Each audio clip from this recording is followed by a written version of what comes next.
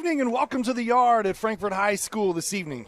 Friday night football matchup here on the ISC Sports Network in cooperation with Hot Dog TV.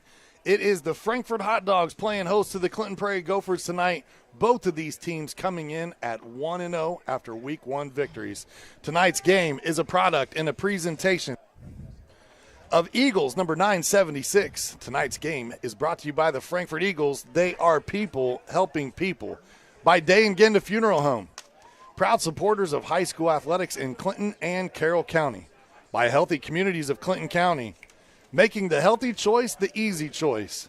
And by Mulberry Telecommunications, Mintel Fiber Services offer the best gig in town. Again, it is the Frankfort Hot Dogs, the Clinton Prairie Gophers, a Clinton County matchup tonight here on the ISC Sports Network. Joined by Pete Gasho, I am Sean Walker.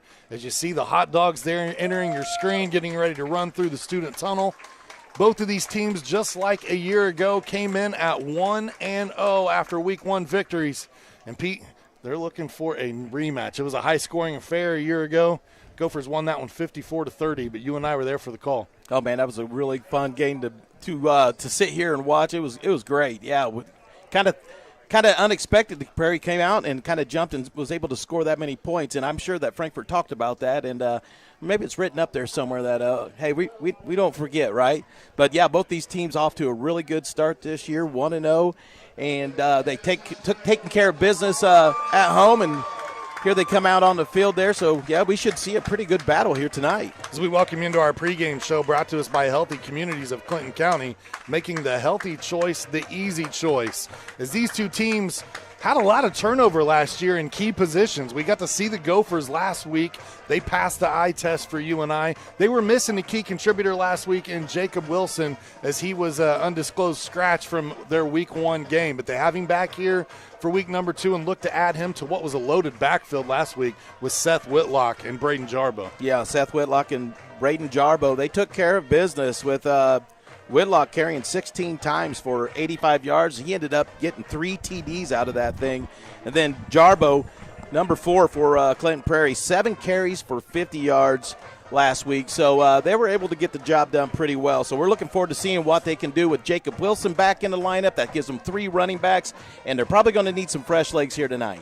On the other side for the Hot Dogs, a lot of fresh faces, but they return starting quarterback in Doug Wood, and we're going to talk more about Doug here in a minute. But first up, let's talk about some of those new faces, because last week they got a big game out of senior Caleb Boggs out of the backfield, over 100 yards rushing. Oh, my, 19 carries, 120 yards, and 3 TDs. And, yes, he's got some wheels, man. He can really get going. He had a 41-yard TD run. He had a 13-yard TD run. And not only that, Sean, but he's getting it done on the defense side. 10 tackles last week, 7 solo. That's impressive. Tonight, it's a hot one. They moved kickoff back 1 hour from 7 o'clock to 8 o'clock to try to avoid a little bit of the heat, let it cool off some more. But we're still in the mid-80s. The humidity is ridiculous. A heat index outside today that will definitely melt your face off. So with that, let's get to some of those keys to victory tonight. What do these two teams got to do to be successful, or just what are keys overall, How Pete? about keys overall? Yeah, for Clinton Prairie, last week they struggled a little bit on their special teams, and their They were kind of burned for a touchdown on a kickoff, and then a couple other times where they were just unable to get set up. And so it's going to be interesting to see if they've worked that out this week and get ready for Frankfort. And then for both teams, ball security, it is a hot one out there. You've got a lot of sweat. You need to take care of that ball. They call it a pigskin for a reason. That's right, yep, and it's you don't want that thing slipping out. So take care of that ball. And then just overall for both teams, that hydration, keeping some fresh legs out on the field, staying hydrated with that water. I'm sure all the coaches and everyone down there, that's been a concern for everybody. So it's just keeping our players hydrated and keeping some fresh legs out on that field so we can have a good ball game. Let's talk about our players to watch tonight, brought to us by the world-famous South Fork Restaurant. Look who's cooking tonight for Clinton Prairie. Last week it was Caden Davis, the senior. So he's our player to watch tonight. 3 touchdowns last week, Pete. He was fun. Yes, he was a lot of fun to watch last week. He's an impressive young man, and he is definitely one of the top players there for Clinton Prairie. Who's cooking for Frankfort? Well, the Hot Dogs tonight is the quarterback, the senior Doug Wood. Played through a lot of injuries last year. Suffered some concussion, was in concussion protocol, but he's bounced back, had a great week 1. And look at his numbers on the season last year, over 1,300 yards through the air and 9 touchdowns. Yeah, he can pass the ball, he can run the ball. Yeah, so he's an impressive young man. So we'll look forward to seeing how Doug Wood plays his senior year at QB here for the Frankfort Hot Dogs. Our officiating crew tonight are brought to us by Aaron's Flooring, offering luxury vinyl plank, carpet installation, and more. Visit aaronsflooringllc.com or give them a call at 601-4145 for a free quote. And it is crew chief Rusty Hughes and the rest of his crew there, Mikey Blair, Jarrett Heaston, Joshua Salisbury, and Stephen Van Fossen. They'll be the Zebras for tonight's matchup. As you see them at center field, both teams' captains out there for the ceremonial coin toss. And we'll see who gets the ball first for both of these teams. For Frankfort and Clinton Prairie, they haven't always played. They just kind of rekindled this rivalry over the last few years. And Frankfort took the first 2 meetings before falling to the Gophers last year by a score of 54-30 in what was really a shootout for a long. I mean, both teams were putting up points in that one.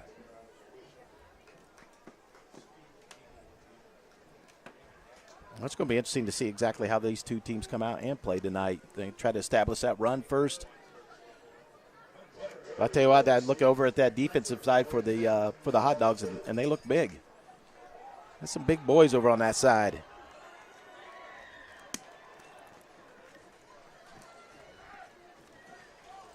Especially number 89, Keaton Meyer, senior.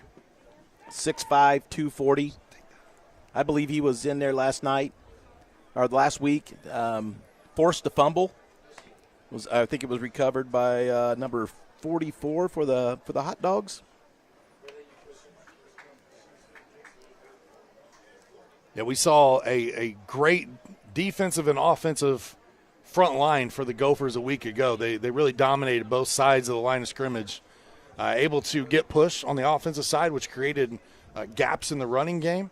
And then defensively, Levi Osler had 2 sacks last week. I think that matched his entire total from his season before. And look for him to be a menace this year. He's a senior. He's a big boy, and he's strong in the middle. Yeah, 4 sacks. 4 sacks for Clinton Prairie last week. So, and Osler with 2 of those. Prairie really, they were after the quarterback quite a bit, running some stunts through there and had a lot of pressure on. And we saw a couple QBs last week, and they were able to get pressure every time. So that front line there was doing the job. So Clinton Prairie will have the football first here for the game. So after the kickoff, we'll get you their starting lineups. Back to receive, Caden Davis, Seth Whitlock, Jacob Wilson, the 3 returners back. And for the Hot Dogs, handling the kickoff duties is number 28, Armando Valdez.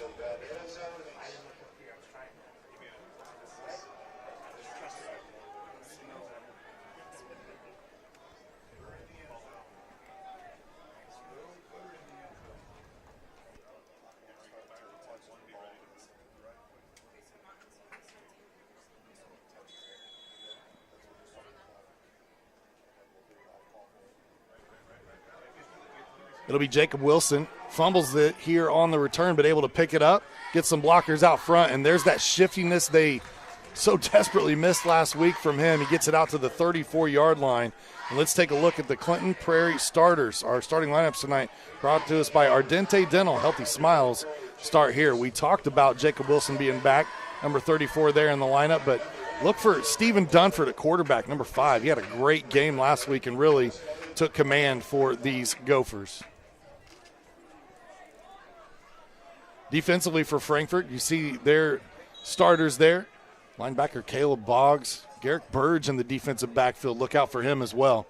First play from scrimmage from the 34-yard line goes to Whitlock, and it's going to be a tough run there. Actually, they started at the 35. He'll pick up 1. Yeah, that was tough skating there for Whitlock. That front line there crashing down. It's going to be really it's going to be a test for these Gophers to run the ball here. See those Gophers wear those wristbands. They get the play called in from the sideline. You won't see much huddling. Got a 3 wide receiver set, 2 in the backfield behind Dunford. They fake to Whitlock. They give the pitch here, and it's Braden Jarbo who gashed defenses last weekend. Big run out, and he's going to be down to the 41-yard line. That was a huge run. Great pitch that time by number 5. You've seen breaking outside, good blocking downfield, and a huge first down for the Gophers. 23 yards on the carry that time for Braden Jarbo. Now there is a penalty flag on the field. I just caught it. It was right around that down to gain marker. And shot block, so that's going to mark that off. You could see that. I believe that came in at the end of that play. And that is going to back the Gophers up quite a bit here. Looks like it's going to be second down and 15, excuse me.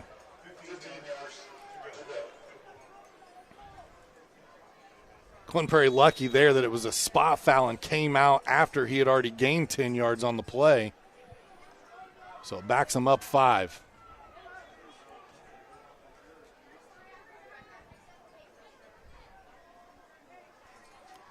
They pitch. They go back to Jarbo. He comes this side, gets around a defender, finds the edge, and he's going to be marked out of bounds right around that first down marker. We'll see where they give him the spot. Man, and I am impressed with Jarbo. What a run. You watch him break it to the outside here as he puts a straight arm down. And a good tackle at the end by the Hot Dogs. 17-yard scamper there. But right now, I'm impressed with the outside running of the Gophers here, able to break it to the outside. See, both of these teams look pretty evenly matched there in the trenches. You're seeing some big bodies. We'll see if anybody wears down over the course of this game. They give a tough run to Whitlock up the middle, met by quite a few blue jerseys there, but not until he gains 6 or 7 yards. Ran into that blue wall and was able to cut it, then back outside to gain a few more yards on that one. Nice, hard run by Whitlock. Whitlock now with 2 carries, 7 yards. Actually, they brought it back now after respotting it. Give him 5 yards on the evening. And Gophers look down at the wristbands, get the play call in. Maybe some confusion there. Looked like he relayed it a few times. They give it to Wilson. Oh, Wilson. Wilson on an end around, and he's going to get the yard to gain here. He did. That'll be another first down for the Gophers. Got about 7 yards on that. Good break to the outside. Valdez coming in with the tackle from behind, but not until Wilson had picked up the 7 yards for the first down. I'm telling you, I'm impressed with this starting series here for the Gophers, other than the one penalty. Dunford will come under center this time. Sends Wilson in motion. They go to Whitlock up the gut. Makes a man miss. Dives for that first down mark. They give him forward progress out to the 30-yard line. Yeah, man, and he's breaking some tackles. And if that's not a shoestring tackle right there, wow. A 10-yard gain there for Whitlock. First down and 10. So far, the Gophers have kept everything on the ground. And as I say that, they decide to put one up in the air looking for Kai Jacobs, who had a big week last week. Jacobs over 100 yards receiving. That was good. 105 on the game. Absolutely. A couple catches there. I mean, he tore them up. But, yeah, that one just – you got to throw it out there to that to the other side of that receiver there, and that one just kind of floated out there on him. But it's good coverage downfield. We saw a wrinkle last week where the Gophers on that first drive, their first pass play didn't come from quarterback Stephen Dunford. It came from Caden Davison. It was like a 34-yard completion. They threw a little trickery right away, didn't they? It was a good-looking play from Davis to Jacobs. Dunford sends Wilson in motion again. They go right back to Whitlock. Good tackle. Little counter to the left, and he'll get down to the 27-yard line with this carry. Castillo that time on the tackle for the Hot Dogs.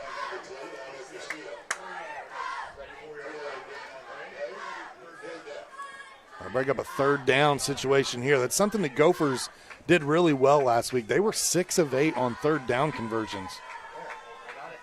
Much tougher test this week with this Frankfort defense, though.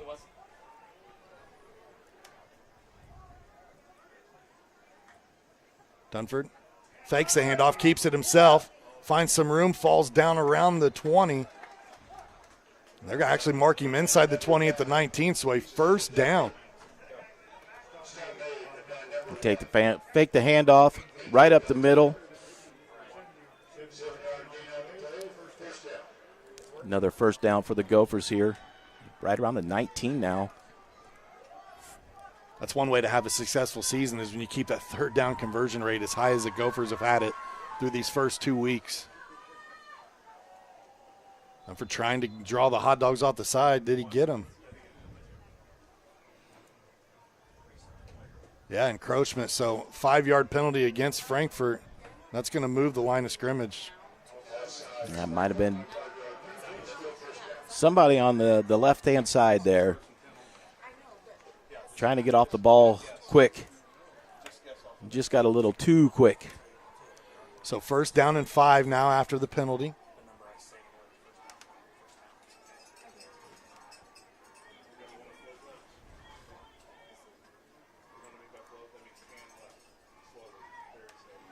And Gophers seem to be in a nice flow right now, Sean, taking her time.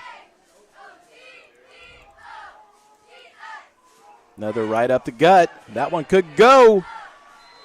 Push that right towards the goal line, waiting for a signal. I think he's going to be short just by a yard. Nice run by Whitlock. Took a good hit there at the end. Gophers now sit at a first and goal. Yeah, first and goal as Whitlock punched that one down, and they have marched their way right down the field here on this first drive. Right at the one there, you think, hey, let's give it to Whitlock again, reward him for getting you down there. Let's see if they go with him. And they do. The handoff inside. You're right, it's Whitlock. He's got a touchdown on the board, and the Gophers, with an impressive drive, they go 65 yards for the score. Capped off by that 2-yard run from Seth Whitlock.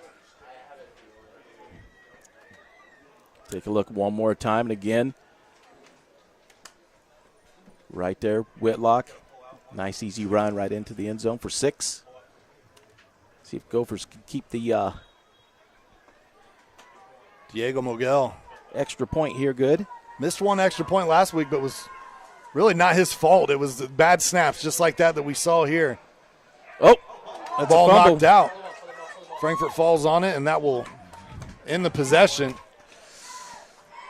Glen Prairie out to a 6-0 lead here early on from the yard at Frankfort High School. It's been an entertaining first drive. Let's thank one of our sponsors here tonight. Tonight's game is brought to us by the Frankfort Eagles, serving the community since 1905. With over 900 members locally, the Frankfort Eagles offer something for everyone. For more information on who they are and what they do, visit FOE.com or stop by the Frankfort Eagles at 408 North Main Street in Frankfort. I want to thank all of our sponsors here tonight.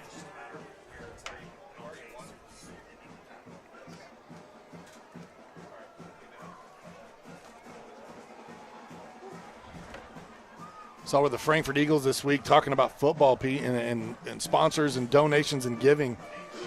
They bought the jerseys for the youth football programs. They have not had tackle football here for a long time. And so now the youngsters, they weren't playing tackle football and getting in pads until they were in 7th grade. Now the 5th and 6th grade have jerseys, and that's something that the Eagles donated. It's very awesome. Yeah, that's great. Thank you to the Eagles for, what you guys do.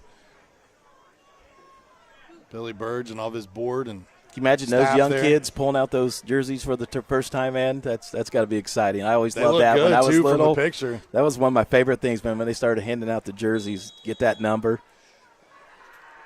Lalo Castillo and Garrick Burge back to receive. Speaking of Billy Burge, Garrick Burge is his son as he takes it right there at the sideline. He's able to stay in bounds. He was one of the best kickoff returners in the area and in the state last year for Frankfort. I thought he almost could have let that go right out of bounds on that one. And he almost ran himself out of bounds just trying to keep it in there. But he's got him good starting position here. So let's see what the Hot Dogs got for the Gophers now. So they'll start their first possession at the 23-yard line as Frankfort looks to answer that initial drive from the Gophers.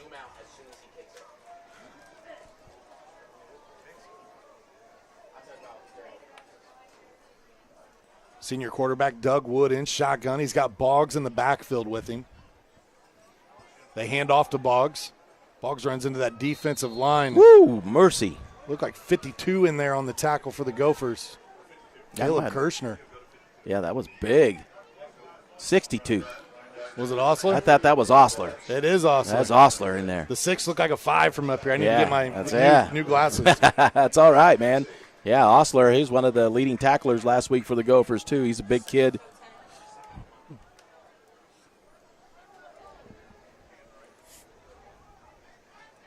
So 2nd down and 11 is Boggs loses one on that first carry. High snap, then fumbled the snap. Ball's loose, and I think the Gophers are on it. The Gophers are. Pete, we go back to your keys to victory as number 44 comes out with the fumble recovery. And that was rough. You know, that Wood's got to go way up there, and he's got to get that ball like that and then bring it down and then try to get it into the gut of your tailback. And, you practice that's one, fluid motion right there. And that time, that snap just way too high and took a lot of time to get it down. And, when you're bringing it down, you start to panic like that a little bit.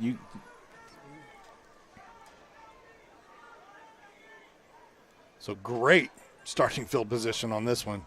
After the turnover, Clinton Prairie with a chance to add. They had such a great drive on that first one, and offense comes right back out after 2 plays. Not even enough time for us to get our Frankfort starting lineups up on the board from the offensive side. We'll try to get that for you on our next possession. We're going to get a timeout here taken by the Gophers. That'll give us an opportunity to thank Day and Genda Funeral Homes, where they believe in putting family first. As active members of the community, they know that when dealing with a loss, seeing a familiar face and being treated like family is important.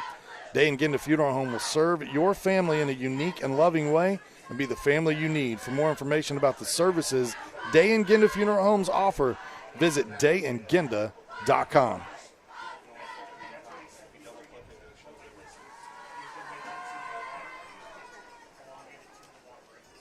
I think Pat Day and his entire staff at Day and Genda Funeral Homes have got locations in Frankfort, Mulberry, Rossville, and Flora. Got a service dog named Norm, man. Old Norm. Norm's great. Goes everywhere with Pat. Just loves to love on you. This timeout here for the Gophers want to talk things over. Obviously a big chance. Coach Slicker realizes that. To put some more points on the board and really put the pressure on this Frankfort Hot Dogs team to respond. It is a hot night here tonight. And I know nobody's feeling sorry for Pete and I, but we are in a press box without air conditioning, so we are in the heat and the elements as well. Along with everybody else up here. They're all feeling it. We feel the pain. But we got our water. Thankfully we're not in hydrated pads and helmets. The great shot of the sideline. Coach Slicker just walked out of the shot. You see Shan Sheridan there. That's Joey Mitchell as well on the sideline for the Gophers this year.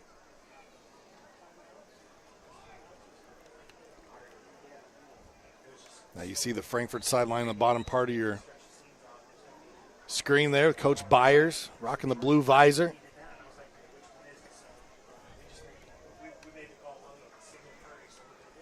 So 1st down and 10 from the 22-yard line.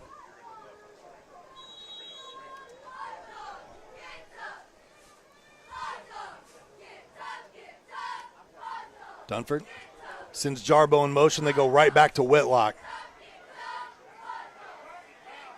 What a run. He's got some strong lower extremities as he's able to just keep his legs driving. Check it out one more time. 1, 2, 3, 4 guys on him. He's still got his head lowered, and he's still pushing, trying to get those extra yards.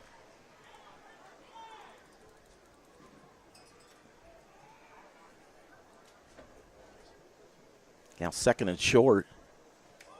Already 7 carries for Whitlock in the game. I've got him for 44 yards unofficially. They hand off to him here, and big hit coming up the middle. That's Boggs. Yeah, number 23, Caleb Boggs. And again, last week he had 7 solo tackles. Add that one to this week. Boom, look at him come through the line. That is quick. He read that well. Boggs lays the wood and then love the sportsmanship. Extends the hand to lift him up. He says, get up, get back, or I'm going to hit you again.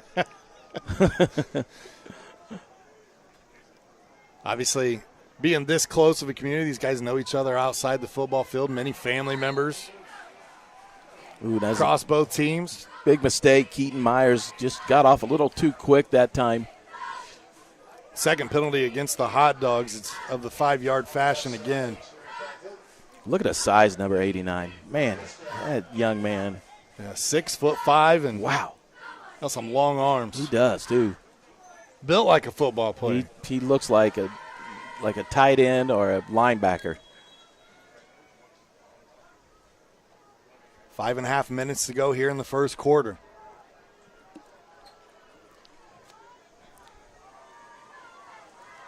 They send Jarbo in motion again. Whitlock up the middle, pushing that line.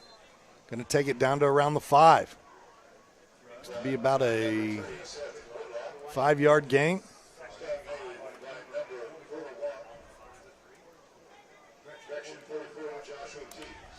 So Whitlock approaches that 50 yards on the evening. What do you think about those new Gopher helmets? It's got the actual Gopher on one side, the Prairie on the other. I like it.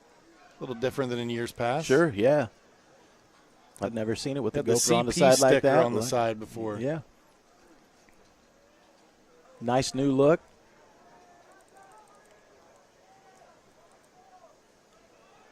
So 2nd down and goal, basically. So right around the 5-yard line. Great job by the defense that time. I'm telling you what, this defense has been out there for a while too, man. Fantastic job that time. That's 2 of the last 3 times Whitlock's touched the ball. They've stood him up right at the line of scrimmage.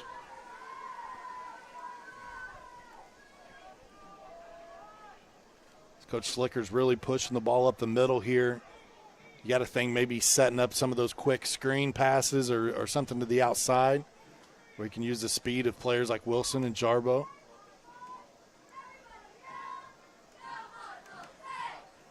We have not seen Caden Davis targeted just yet. He was one of our players to watch tonight.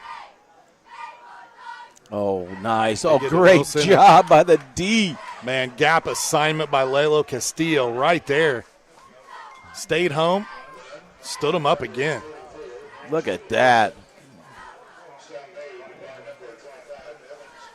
Great job that time by the defense. And I'm telling you what, they have stiffened up here. Yeah, what a beautiful stand here from Frankfort. These last few plays. They gave a little bit on that 5-yard run from Whitlock a moment ago, but they've had 3 of the last 4 plays have gone for no yards. Castillo, Boggs, that tough front line. Now we get a whistle. That false start or timeout? We're going to get a timeout from Frankfort here. Yep.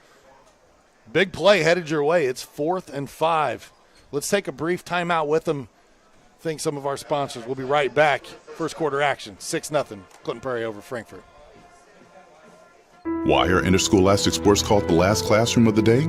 Because they teach students important life lessons like teamwork, accountability, and perseverance. School sports are so much more than a game. They're about developing the whole person. That's why they're an essential part of every student's education. Encourage your student to participate in the last classroom of the day. Interscholastic sports in Indiana. This message presented by the IHSAA and the Indiana Interscholastic Athletic Administrators Association.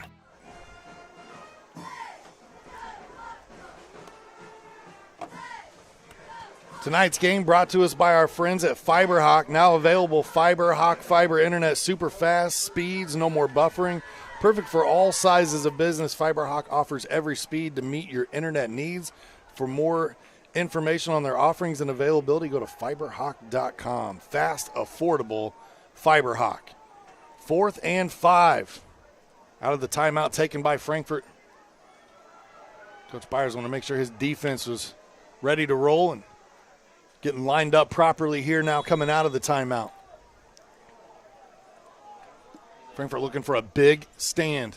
Dunford back to pass, throwing it up top. Caden Davis cannot come down with it. Incomplete pass. Frankfort with a nice stand. No flags on the field.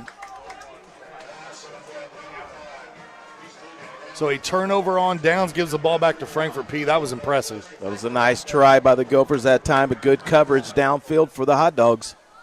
So they'll take over on downs right here. Struggled getting it going. Let's see if they got something now set up here. We don't see a little bit of Caleb Boggs or somebody. Yeah, they're going to definitely want to get a push here as they're backed up at their own 5-yard line. Not an ideal place to start, but you'll take it considering you kept the Gophers off the board. It was a bad snap on the last possession that led to a fumble.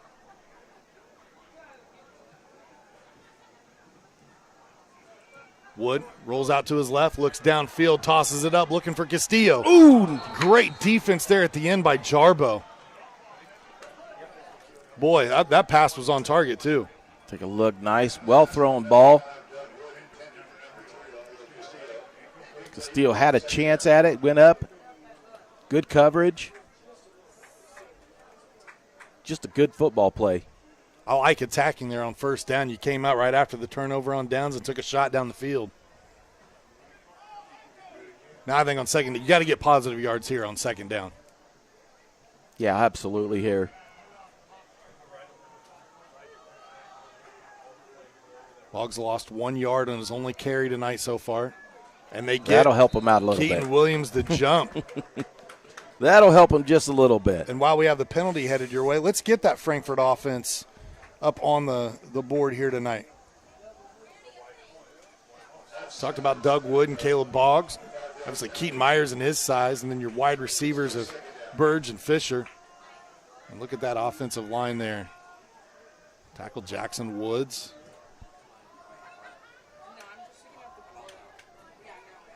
Defensively for the Clinton Prairie Gophers.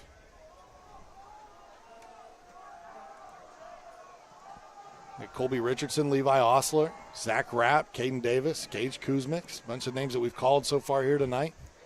Brayden Jarbo, Jacobs, and Wilson. Flipping them to the other side, aren't we?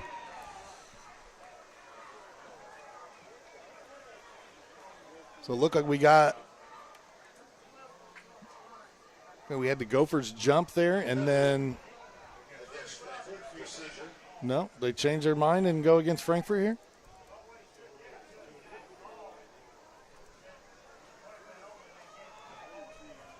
Yeah, I didn't quite catch the call. That's going to back them up. So now you're at second down and 13. They hand off to Boggs. Ooh, and they are spying on Boggs. Boggs with no gain there on that carry.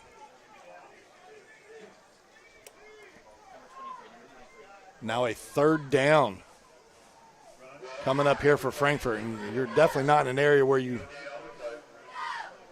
definitely not in a two-down scenario here. You've got to pick up a chunk yards here to even consider going.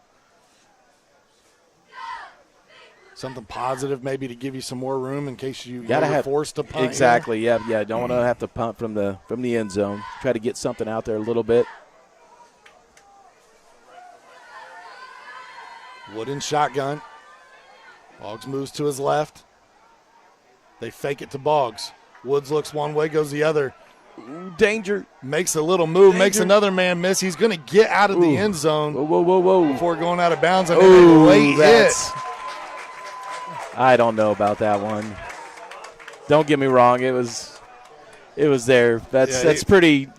I think early on. Not vicious, but at the same time, you can't hit him when he's this far out of bounds. Nope. Yeah, and there it is. And you can tell right there, lowered the head. That's where they're going to get it.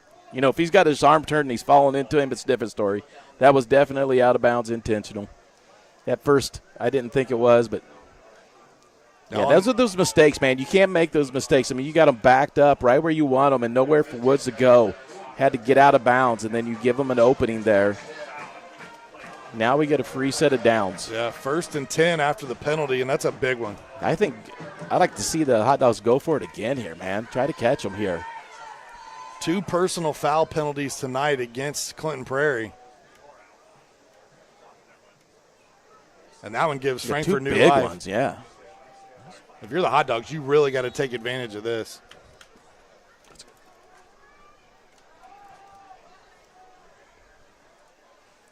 Pitch pitch, out. yeah. Ooh, man, there is a wall there.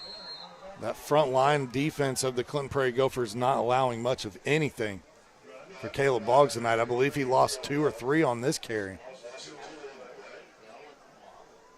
Oh, the referee went down over there. Man down, he fixes his He's divot. okay. All right. Yeah, looks like it's just something there at least. Knocked him down. Everybody's good, though. 2nd down and 12. This has been rough running here. I mean, if they haven't really been able to get anything positive just yet. Some big boys on that front line there of the Clinton Prairie Gophers. A little different than in years past. It's a pretty stout line. We weren't sure last week. We saw them really stuff the run against Frontier. There's going to be a hold. That one just behind the intended receiver.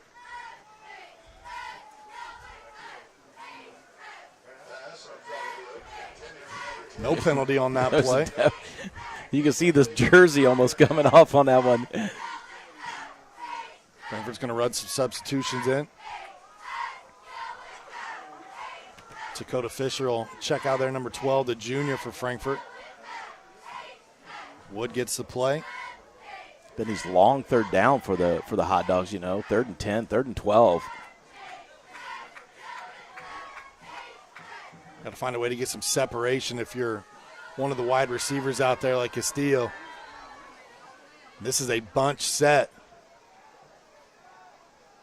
Big look from Frankfort, and Wood didn't like what he saw. Going to take a timeout here, and that'll be the 2nd one of the first half taken by the Hot Dogs.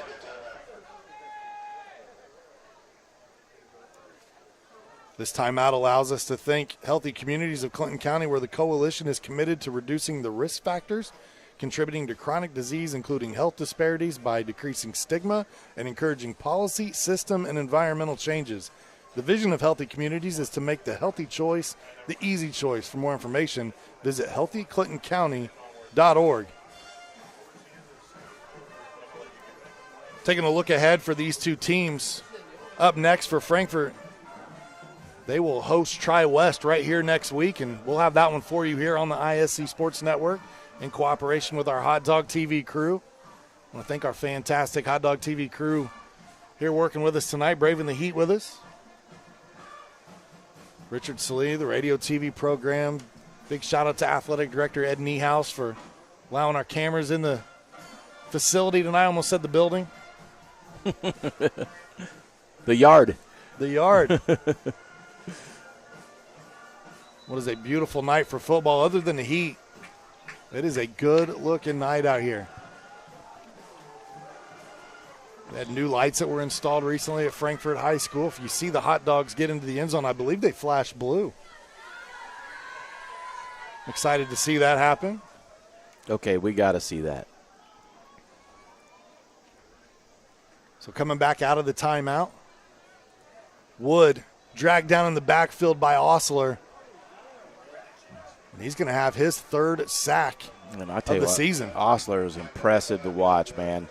That young man plays low with his head up. He's got a good knack for where the ball is, where it's going.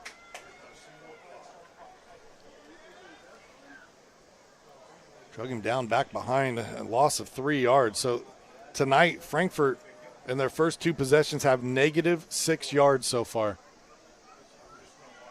There's a 4th down and 12. We're going to punt.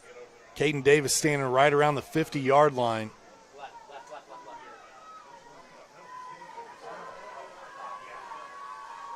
Back to return here for the Gophers. Clock running down on our first quarter. Oh, that's it. Yep. Valdez falls there on fourth down. It looked like they were going to run a sneak. Absolutely. And slips out there. Maybe some moisture on the field. I don't know. Looked like he lost his footing, but he's down inside the 5. Yeah, absolutely. He's tried to, he's looked like he was going to fake it and just got his legs moving. That grass is slick and just couldn't get any grip on it and went down. And as soon as your knee's down, the play's over. Pete, tonight, one of your keys to victory was special teams. And really, we were pointing that towards the Clinton Prairie Gophers because last week they struggled in kickoff coverage. Absolutely. But so far here tonight, we've seen some struggles on Frankfort's side of the ball during special teams. A tough ask here to send your defense right back out to try to stop again from the 5. And Whitlock on the first carry takes it in from 5 yards out. He's got a touchdown. Clinton Prairie up 12-0 now against Frankfort.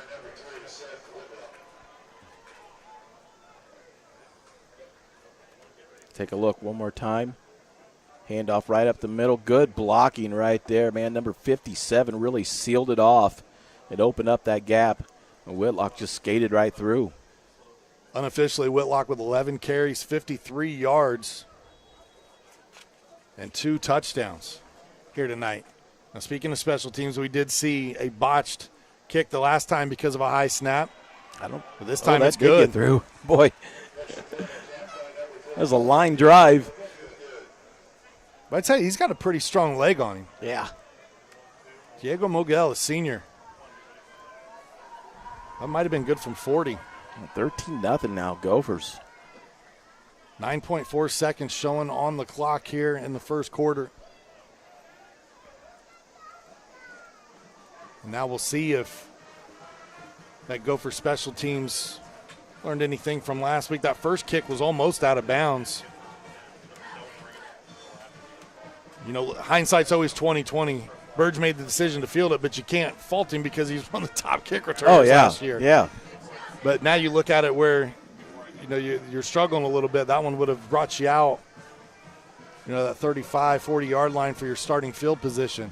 They got Burge Castillo back there. Both those guys definitely got the potential to get them in some good position here if they can get one and let these guys get set up in front of them. These teams meeting for the 4th consecutive year. Frankfort leads that series 2-1. This one goes to Burge. Gets his footing. Takes it from around the 10. Got a wall of blockers. Going to be drugged down there, but not until he gets out to about the 35-yard line. So a nice return from the senior Garrick Burge. Absolutely great return for Burge. Take a look one more time. Gets it right around the 10-yard line. Turns it on. Breaks it a couple tackles right there. And he dives forward. Sets him up here. Let's see if the Hot Dogs can get something going. Get it back in this playbook. See if they can dial something up here. Get some positive yards. That was Gage Kuzmix. Was able to wrap him up and bring him down. Yeah, the first couple of drives for Frankfort tonight have stalled. They've been tough. No positive yards on any plays just yet. Wood trying to get the call in here from coach, and it looks like there's going to be a timeout here. They were a man short on the line. This is so rough. A great job by Doug Wood as a senior leader there, counting and saying, we're a guy short. We got to take a timeout here, coach. So 2 seconds left here in the first quarter, and Frankfort's out of timeouts. No more here in the first half. Yeah, and that is rough. Right in the first quarter, you had to go through all of those. So, and you look at that's a senior for you right there. Yeah. You see the way Wood was in there. Hey, he said you got to have your head on straight here, guys. You got to be thinking, you know, and you got to be ready to go. And that kind of shows right there. That's great senior leadership of that young man. And he needs to do that. He needs to get on their butts a little bit and get them going. So let's see what they got now. See if they can get this thing turned up. Coach Byers went in and said something.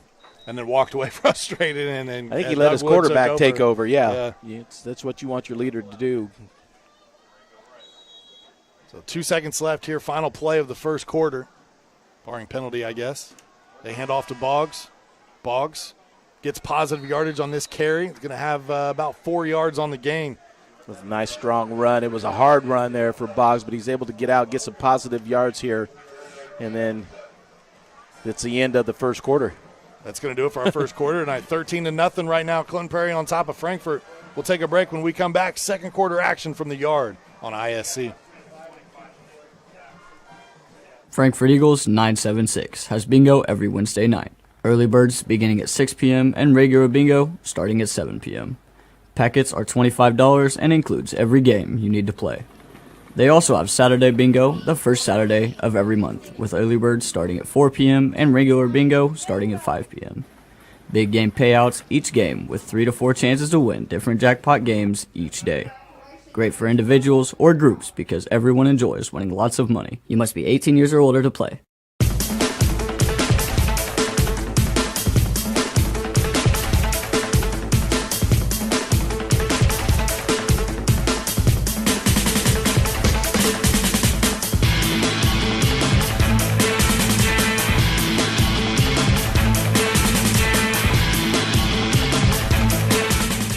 Hi there, I'm Jake Query. And I'm Derek Schultz. And we do Query and Schultz on ISC Sports Network. And Derek, unlike Ted Lasso, we have a third season. That's right. Season number 3 right now, iscsportsnetwork.com. Are they doing a third you can season see on that show? episodes on Comcast 81 as well, Mondays at 7:30. I'm talking about our show, Jake, this beloved show that people tune into every single week. Twitter, Twitch, YouTube, Facebook, so many ways to watch Query and Schultz every Monday, 7:30. Tune in and hang out with us. And you don't have to be a goldfish. You'll remember everything we say. Welcome back to the yard. Start of the second quarter here. Clinton Prairie up 13-0 at the end of one. Frankfort just saw their first positive play on offense, Pete, something they're going to try to build on here in the second quarter as the teams have now swapped ends. The Gophers had luck going this way in the first quarter. We'll see if this direction pays off for Frankfort. Yeah, looking at a manageable 2nd and 6 now. See if they can get this rolling. Nice handoff that time. Again, great push up front there. Some more positive yards. Going to be a short third down for the Dogs. 3-yard gain as Jackson Woods got his first carry of the night. The linebacker coming out of the backfield there, wearing double nickels.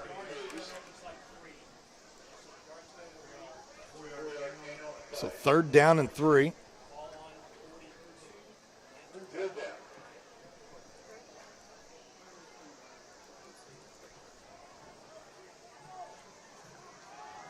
See what Frankfort dials up here on 3rd down. Castillo, the lone wide receiver, spread out here. It's another heavy set showing from Frankfort. And that ball was snapped. And it's another turnover. Oh, my goodness. I don't think Doug Wood had asked for the football. The center snapped it. It looked like he was just getting set. I don't know if we can see that on a replay or not, but, man, I don't think it ever got off the ground really either. Take a look right here. Again. And I think like Wood thought that the Gophers moved. And I think that's why he was standing back up. So tough sledding early on here for the Frankfort Hot Dogs. Another turnover, another fumble.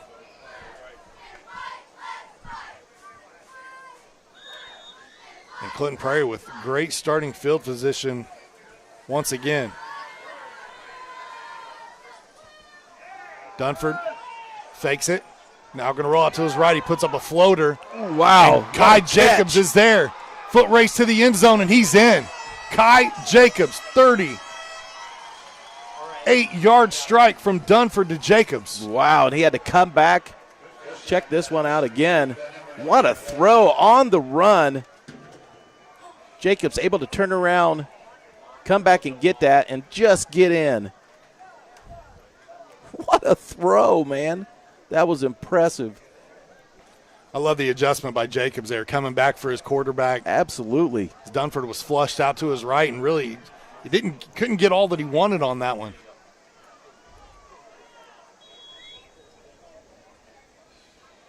Dakota Fisher, he slipped back there. Couldn't get back to his feet. Well, that one never had a chance there by the Gophers. So both special teams struggling here just a little bit tonight in the snapping game.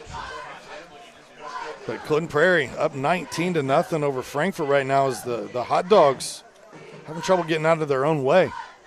This portion of our broadcast tonight brought to us by Aaron's Flooring, where they offer luxury vinyl plank, carpet installation, and more. Visit AaronsFlooringLLC.com for more information or call 765-601-4145 for a free quote.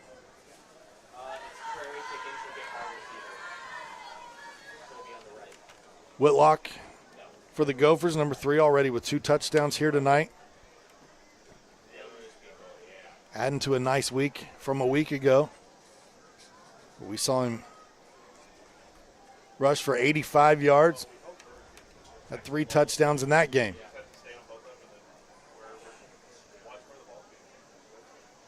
Up next for these Clinton Prairie Gophers, they'll go to Clinton Central next week. Face the Bulldogs.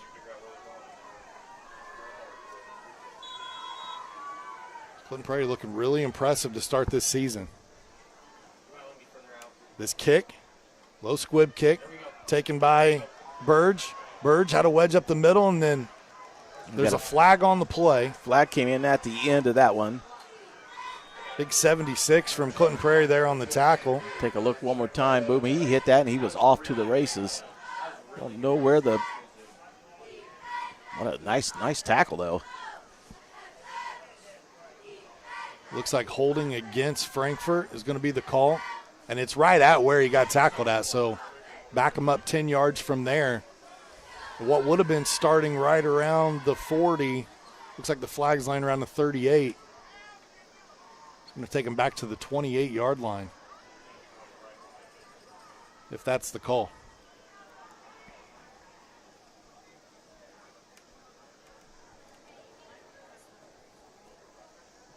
Yep, holding.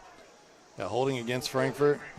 So it'll be 1st and 10, Frankfort's football, and they'll take possession around the 28-yard line.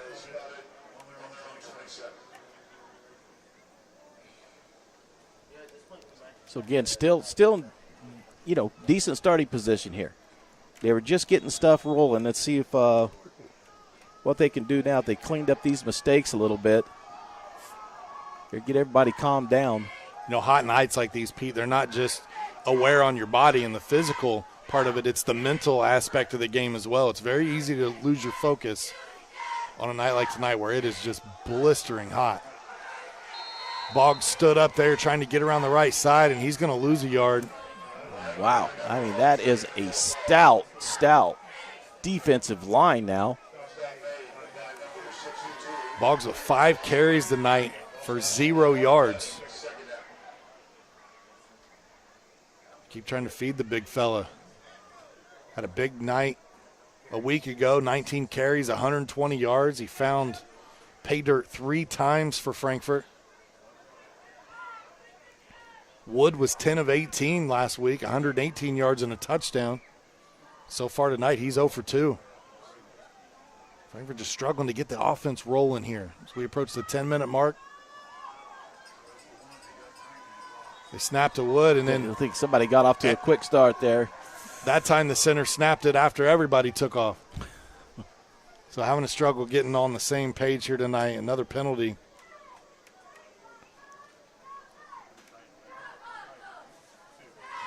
It's the 4th penalty against Frankfort tonight.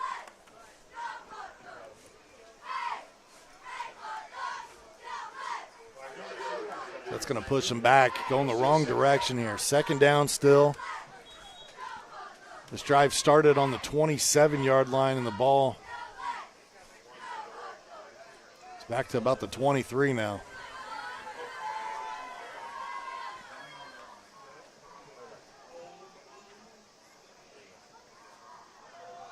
They hand off to Boggs, really stacking that offensive line. He'll get back to about the original line of scrimmage here. It's a good run.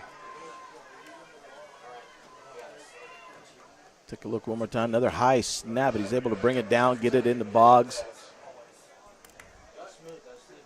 Good push from behind. Haynes and others in there on the tackle for Clinton Prairie.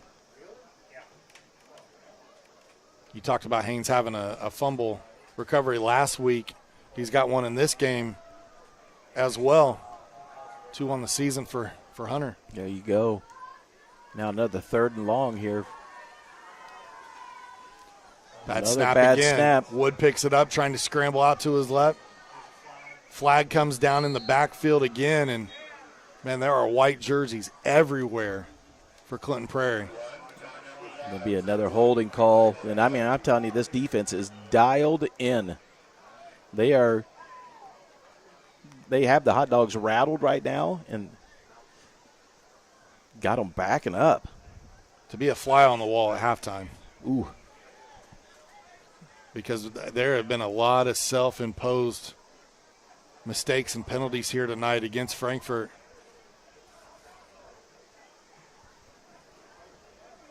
That was a broken play already, trying to scramble to make something out of it, and then you get a holding call that takes another 10 yards off. And I'll push them way back and make another even longer 3rd down now. 5 penalties, 35 yards against Frankfort here in the first half. We still got 9 minutes to go in the second quarter. About 3rd and 18, 19.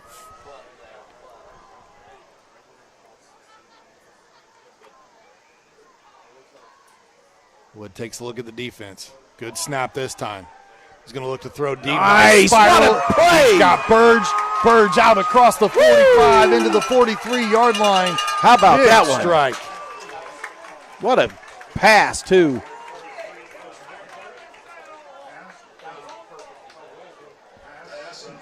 Great pass. Got his receiver right in motion. Carried him another 10 yards after that. What a play.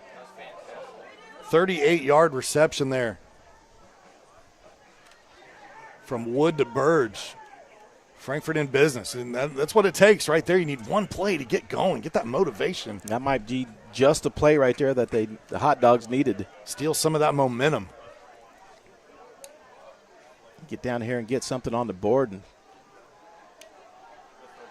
get back in this game. First time they've targeted Burge here tonight, and he goes for 38. Senior to senior hookup there from Wood to Burge. They go back to the handoff here to Boggs. There you go. Now they're dialing it in. His first down run will gain him 6 yards. Good, 5 or 6 yards that time. Good hard run. Woo, boy, you got to get that ball tucked in there tight. That one was a little high. And again, I think it's this exchange between the center and the quarterback right now. I think there's no rhythm to it. I'd have no idea if he's the original center for him. It just doesn't feel very smooth right now. Their starting senior from a year ago graduated. He's at Franklin now playing college football. There we go. Keats Pippinger. He's the one that had the pancakes on the poster down there last year. That was my favorite poster ever. They hand off to Boggs, and he's going to lose one here. Probably still has that thing hanging in his room. Good push up front by the Gopher defense that time, and look at number 62 in there again. Man, he's a beast. Osler and Haynes. You know, Haynes is a name that he's been all over the field tonight at linebacker for them, and this front line's doing a good job of standing him up, and Haynes is coming in to clean up with that extra help for the tackle. 2 wide receivers spread out. Dakota Fisher, Garrick Burge up top. Big 3rd down and 7, and a low snap again. Throw it away. Yeah, and Wood just has to kind of get rid of it, but you got to be careful in high school football because they can hit you with grounding. No penalty on the play, so they deemed somebody was in the area. And he looked like he had a couple receivers right down there. Yeah, number 15, I think, was down there, and 12 within the area. Well, and I tell you what, yeah, you got to pick them up off the ground by the time you get down there and pick it up. There's already 2 guys on you.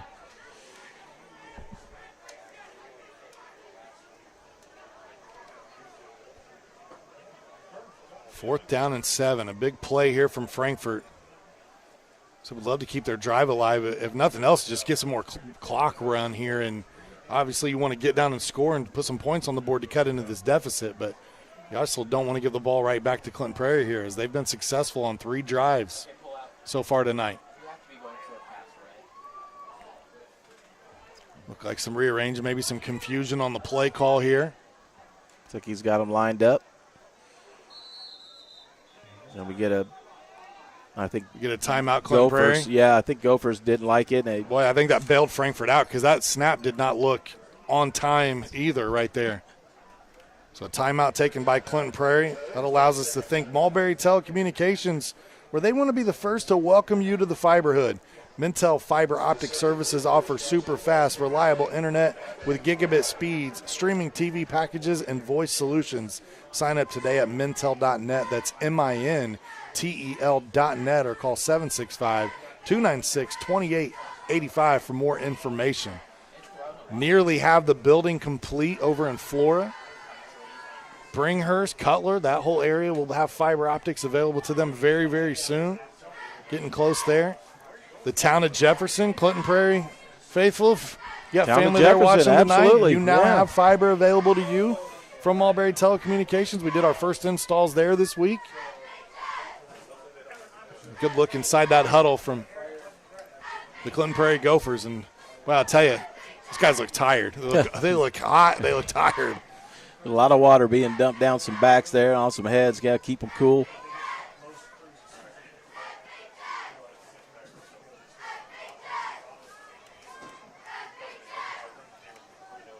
Official's going to allow probably a little extra time on some of these timeouts here tonight, too, to obviously get hydrated, get a break in. And not only that, but the officials probably need a little break themselves. Yeah, for sure.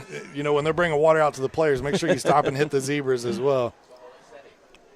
Yeah, still 76 degrees here at almost 9 p.m. We're an hour in, and, I mean, we were at 84, 83 around kickoff. So it's cooled ever so slightly, but it is a hot and humid 77 degrees.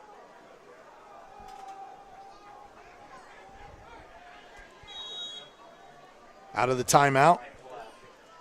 Frankfort on a big 4th down play here. Let's see what they dialed up. Wood gets him set.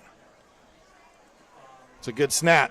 The throw. Oh, man. He was looking for Burge, and that throw behind him. Turnover on downs here gives the ball back to the Gophers.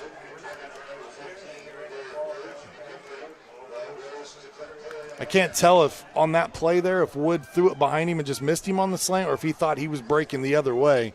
Either way, unable to hook up after they had that big 38-yard completion earlier in the drive. Yeah, and you see what Wood can do if you give him a little time, you get the ball right to him. You know, he's got a fairly accurate arm. So the Gophers will take over with 6:23 before the half at the 39-yard line. Now this defense has been pretty good for the Frankfort Hot Dogs here in this second quarter and into the first quarter all the way down to second quarter. Let's see if they can step it up here and just hold these Gophers to 19 points here in this first half. Yeah, you want to get out as much any more unscathed than you can right here. Absolutely. Man, they've been out there a long time. Ooh, boy. They give that one to Wilson. He makes a nice cutback after picking it up. He's got more than the 10. He drug down. We finally drug out of bounds, and that is a big run from Wilson. Take another look here. At number 11 out there. Nice job. A little block there. Good block downfield. Number 35. 23-yard carry. Good wall for Wilson. there. Let Wilson kind of get a few more out of that one. Again, everything downfield. Really not just getting in the way, you know. As long as you're down there getting in the way, you're giving him a lot of room out there, letting him make his moves. Yeah, we talked about thunder and lightning a few years ago for these Clinton Prairie Gophers in their backfield, and they really got that again. You got Jarbo right here, number 4. Wilson. That is one good tackle right there. Nice job, number 3. Nice job. That is an open field tackle. hold his feet. Nice job. Didn't let the stiff arm come. Breaks him down at the feet.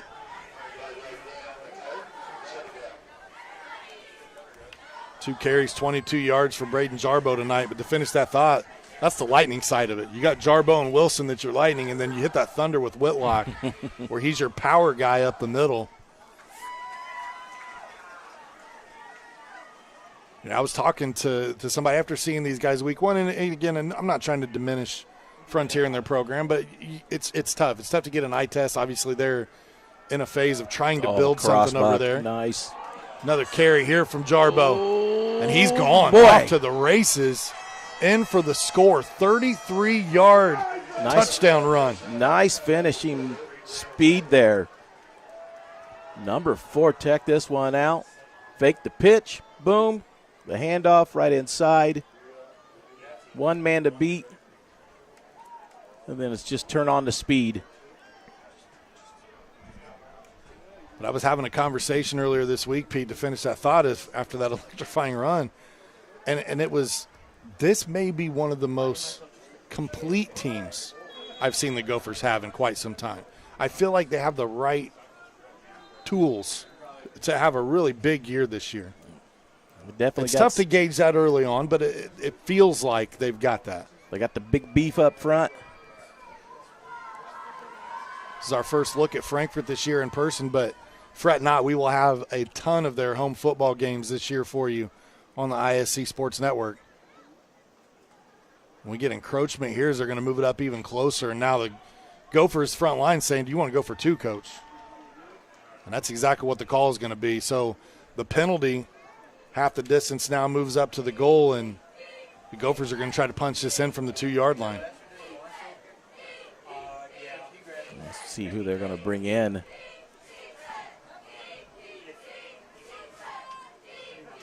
You got to think from the 2, they got to go with Whitlock, right? That's kind of who I was looking to see if Whitlock was going to come in and be the guy, or are they going to? Is there a reason when you're up 25-0 to try to be cute here? Give it to your power back and roll. You got both of them back there. Dunford's going to keep it himself. How about that, though? QB sneaker for the 2-point conversion. Yep, faked us both out. He's like, I'm just going to keep it, duck my head, and just ride the line in. So the 2-point conversion good, 27-0 now. Clinton Prairie on top of Frankfort. Let's take a quick break. When we come back, more football heading your way on the ISC Sports Network. Frankfort Eagles 976, serving with the community since 1905. With over 900 members locally, Frankfort Eagles offers something for everyone. Golf leagues, bingo, concerts, kid parties, cookouts, and more. For more information on who we are and what we do, visit FOE.com or stop by Frankfort Eagles at 408 North Main Street, Frankfort, Indiana. Welcome back to the yard here at Frankfort High School. Hot Dogs on the wrong side of the scoreboard currently, down 27-0 against county rival Clinton Prairie. These two teams rekindled this football matchup after many years of not playing each other.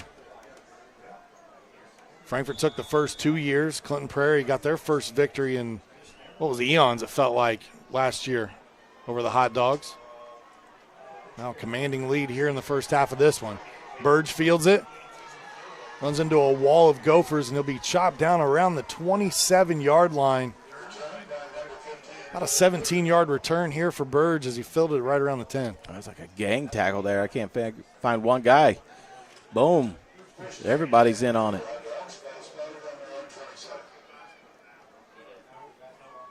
How important is it right here for Frankfort to put together a good drive? I mean, it's one thing to go down and get points. You'd love to get some points before the half, but you've got to put together a drive and eat up this next 5 minutes, That's right? exactly what I'm saying. Yeah, try to eat up this clock here the best you can.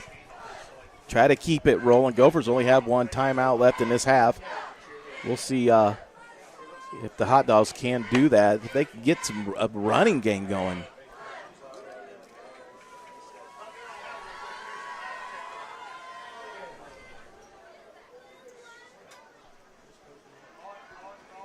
Wood going to draw back to pass. Scrambles out to his right. Got some room. Oh, Loses my the goodness. football. Now let's see if they were able to stay in bounds. If they so, the Gophers did. They came up with it. Another fumble, another turnover. Clinton Prairie. Wow. You're out there running. You got that ball flopping around out there. Oh, wow. They just come around and swung that arm. Number 3. Whitlock just punched smacked it out. that right out of there.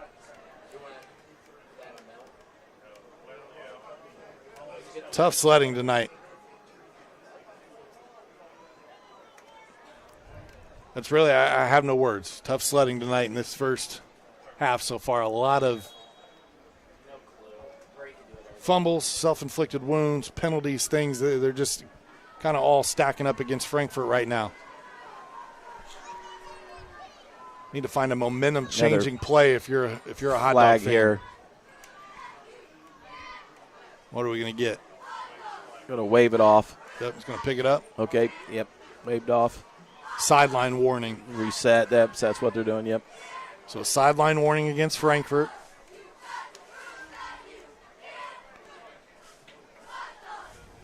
First one just a warning.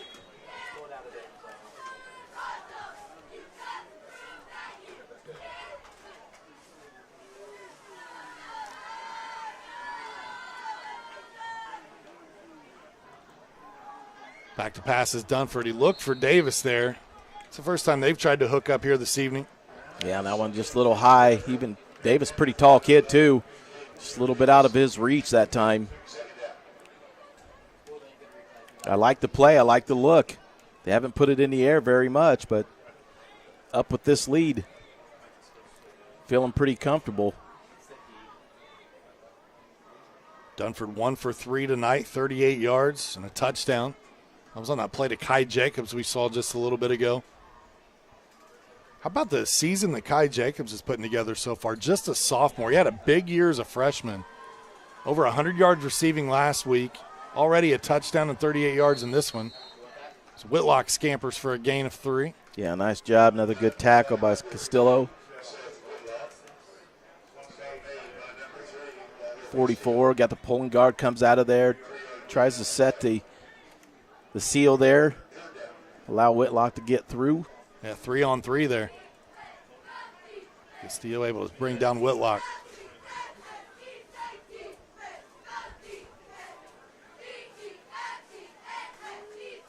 Last week defensively it was Boggs that led the way for Frankfort. He had 10 tackles in that game. Number 55, Jackson Woods, had a sack. They throw it up to Davis. He tried to go up over the top of Burge, and that was great defense. I think that was great. Exactly, man. Really good defense. Really good defense. Take a look one more time. Head turned all the way to the back, playing the ball. You can't play any better than that. I like Burge that. almost ran the route Absolutely, for him. yeah. Almost came up with it. Now we'll see what Gopher's going to decide to do here. 4th and 7. Burge did a lot of that last year in special teams work and then defensively in that defensive backfield for Frankfort. Now this year they put him on the offensive side, and we saw earlier what he can do. They've targeted him that big pass play there.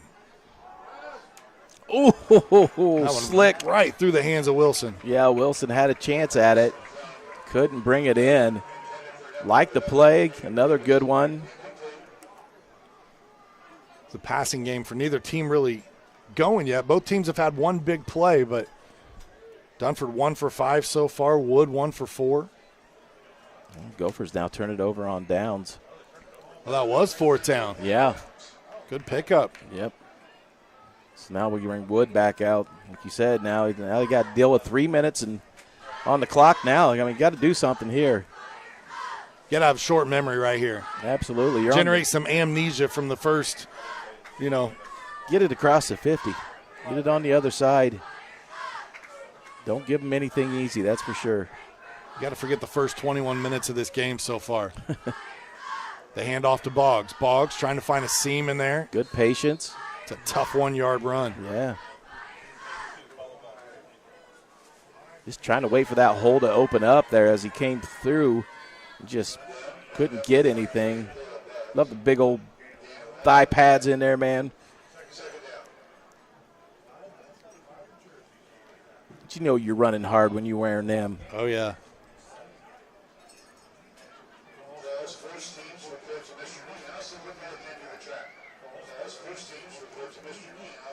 Wood stays in that shotgun formation as Frankfort tries to spread it out here a little bit.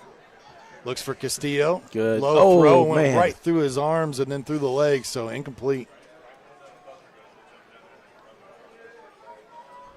I'll tell you what, man, I see a lot of sportsmanship out there tonight. A lot of guys helping guys up off the field. They're playing hard on both sides, but, you know, a lot of respect out there being given. It's good to see that out against two, you know, county rivals like this. Yeah, for sure. Generally, you get to – they don't, like, you know, I think play very nice. Anytime you show up in heat like this and put on pads, you've won the other person's respect right away. I think so, too, right? yeah.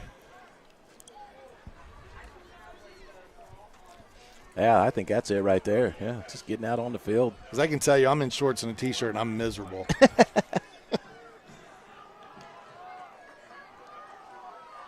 Another big third down. Got to do something here. They give it to Boggs, trying to find room, and Osler just stacked him up. My goodness. Boy, Again, you watch Osler, man, when he's down there, his hands are right there. His head is up, man. He is just so aware. Watch him stand his player up, use those hands, just throws him off and makes the tackle. Just impressive. And Keaton Myers is not a little guy. No. And that's who he sheds that block right away and then is right in the gap.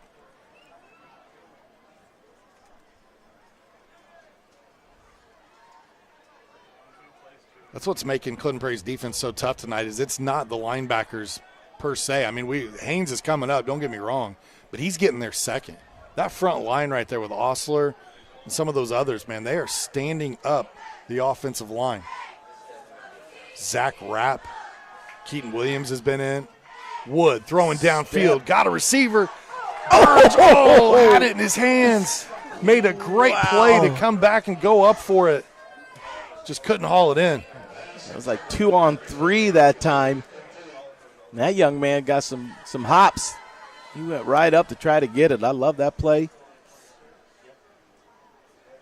I tell you, I almost think you keep dialing stuff like that up. That's how you get your way back into this game.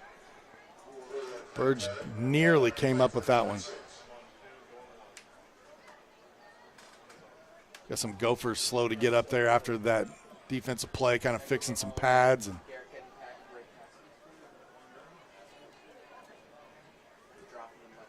that was fourth down there, wasn't it? Yes, now be a turnover, another turnover on downs. Yeah, they went for it. I'm so into this game tonight that I'm missing the down to go at this point in time. 1st and 10 for the Gophers inside the 30.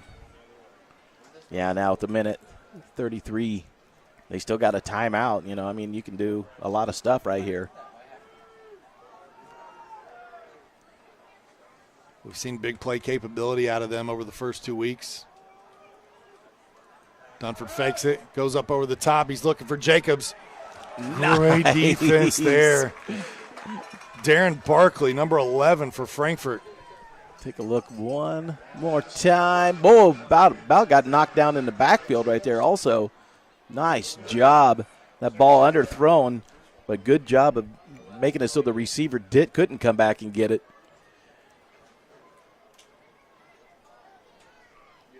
But I tell you, if he doesn't get a hand on it, though, that's falling right in the hands of Kai Jacobs. Dunford about had it knocked out of his hands in the backfield. Notice that on the last few pass plays from Clinton Prairie. They've not had a ton of time. Frankfurt's starting to get some pressure on the quarterback. Hand off to Whitlock. Nice. Slips off the first tackle, but two guys there to cause him to lose a yard. Tackle for a loss. Make that 2 yards. Yep, keep that clock running.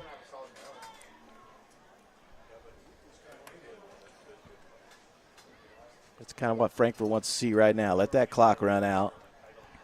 Yeah, Clinton Prairie now, after being unsuccessful on those first 2 plays, they got to start to think, too, of, you don't want to get possession back to Frankfort here before the half. They're going to have a big third down play to consider using this final timeout. You got to think they're going to keep it on the ground, right? They give it to Whitlock. Whitlock gets positive yardage on this one. A good run on third down. Yeah, again, now this could be fourth and short here for them. Still got a timeout. Gain of 4 or 5 on the play. Now Clinton Prairie will take that timeout here. So it brings up fourth down.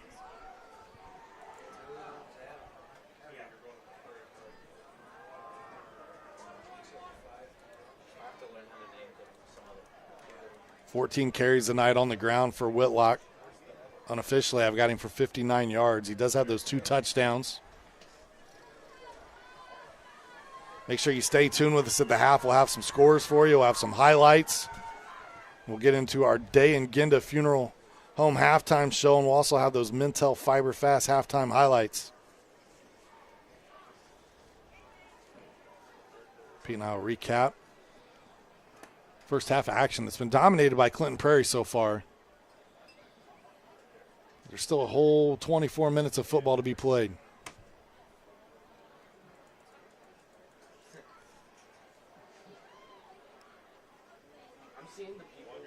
Try to get you some scores off of X, formerly known as Twitter. It just feels weird to say, doesn't it? It does. I thought Twitter was just kind of it was a good name. Had it, you send a tweet. Now what do you send, an X? I guess so. As long as you're not sending an X to an No, X, right? yeah. Don't send an X to an X. That's That'll get you in right. trouble. Yeah, it's just weird. Dunford on fourth down. Take the snap. They're going to put it in the air. Up over the top. Wilson's Wilson. there. Touchdown. Clinton Prairie strikes again from 21 yards out.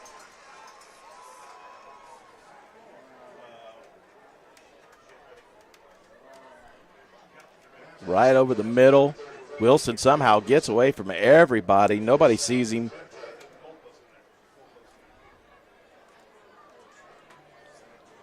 And it has been all Clinton Prairie here in the first half as they add it. Now, if you're the Gophers, it looks like they're lining up for the kick, but wouldn't you consider going for 2 here to get the running clock to start the second half? I mean, that'd be a huge gameplay, in my opinion. Would be the right move right here, right?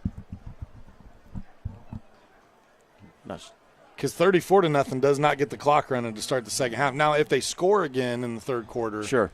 without Frankfort scoring, it could happen that way. Woo, how the heck did he even get that down?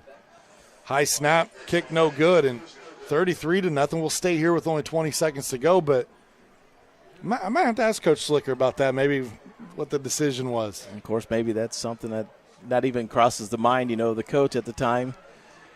Get the extra point. And it's a high school staff. They don't have the analytics guy over there. The right, what yeah. is the Magic 8 Ball or whatever they got where they shake it? Do we go for 1 or 2 here? And what are our chances?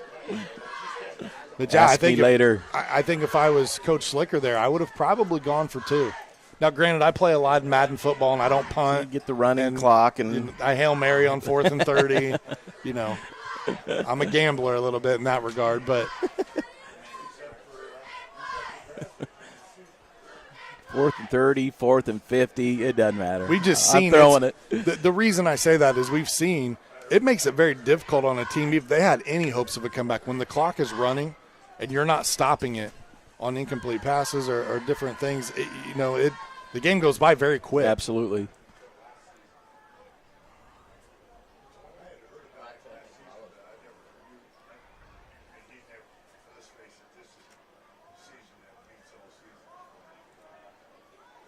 So Diego Mogel back to kick here for the Gophers. 20 seconds on the clock, excuse me. A little squib kick. The kick towards Burge. Fielded at the 15. And what we thought might be a concern coming into this week, Pete. Has not. Clinton Prairie obviously practiced this week, Yep. and they tied up their special teams. Yeah, that a lot better job of staying in their lanes when they're coming down, not letting anybody to the outside, not opening that big hole up in the middle. So nice job by Clinton Prairie this week on special teams. I mean, last week they gave up a kick return for a touchdown they had another kick return that went for a touchdown, and the only reason why it was called back was because the Frontier player was called for holding, and he didn't even have to hold. No. It was way down the field. I mean, that would have been 14 points the special teams gave up. And I knew, when they were going against Frankfort and I knew Burge was the guy back on the return side, I was like, hey, they better button this up. They've done a good job tonight. Credit where credit is due. Starting at the 25-yard line now. About 15 seconds left, and we'll see if Frankfort takes a shot down the field here on first down. They will. They look for Burge. Whitlock and Burge both there, and, man, that was a tough 50-50 ball. Both of them had a hand on it.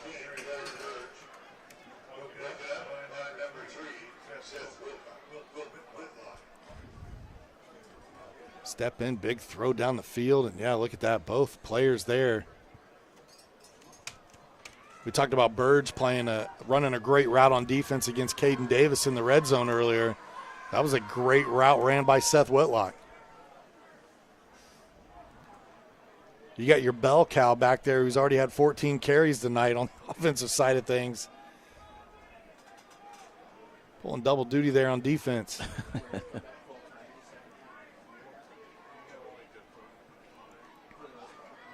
Got an uncovered receiver there in the slot for Frankfort. Wood running for his life. He's going to have to take this one out of bounds. Probably pick up 2 yards there for Wood. Leave almost 4 seconds left. And tough sledding for the senior quarterback tonight. And he throws a pretty good ball, Pete. He Some does. of those passes are they're good-looking spirals down the field. He just hasn't had time to set. He can't set his feet. He's throwing on the run. Talked about those Gopher helmets earlier. I love the Frankfort unis as well. Those are nice. I love that they put the number on one side. That helps you out. I like that. Yep, I do. When they got their back to you, you can't see the jersey, but you can see the side of the helmet. That's perfect. Good-looking blue collar helmets, too. I don't remember the exact details, but Frankfort was a recipient of that Peyton Manning thing a few years ago where they got quite a bit of donations for jerseys and equipment. Going through the hands of Burge, and I think maybe the footsteps of Whitlock that time. Either that or he was trying to make his move before the ball got into his hands. It's going to be 4th down now, and then just fourth down, and they got 0.8 on the clock, so our clock shows 0 because we don't have the 10th of a second, but they'll have one more final play here before the half. And Gophers just going to drop 3 guys back, keep everything in front of you.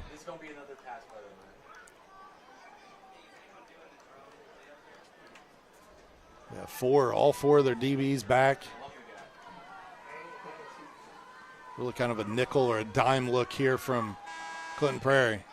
Wood steps up, sees some space. He's going to try to keep it himself and make something happen. It's a positive play, probably one of the bigger plays for Frankfort this half. Good enough for a first down to end the first half, but the score 33-0. Clinton Prairie on top of Frankfort right now. We'll step aside when we come back. Our halftime show heads your way. Meet Henry. Henry is hip. Henry loves the new Mintel TV streaming app. And check out Helen. With features like Cloud DVR, Restart, and Look Back TV, Helen never misses her favorite shows. And this is Bob. Bob can't contain his excitement for the new Mintel TV streaming app. Bob is proving that you actually can teach an old dog new tricks. What do you say, Bob? Does the Mintel TV app get a thumbs up? All right, Bobby-o. Mintel TV, the next generation of awesome. Upgrade today. Some see a student athlete working hard in the weight room.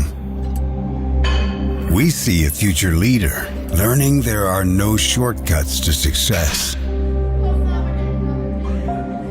Some see a start to a swim meet.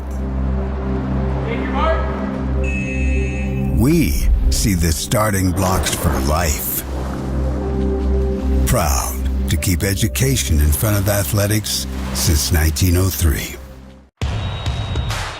This is your IHSAA.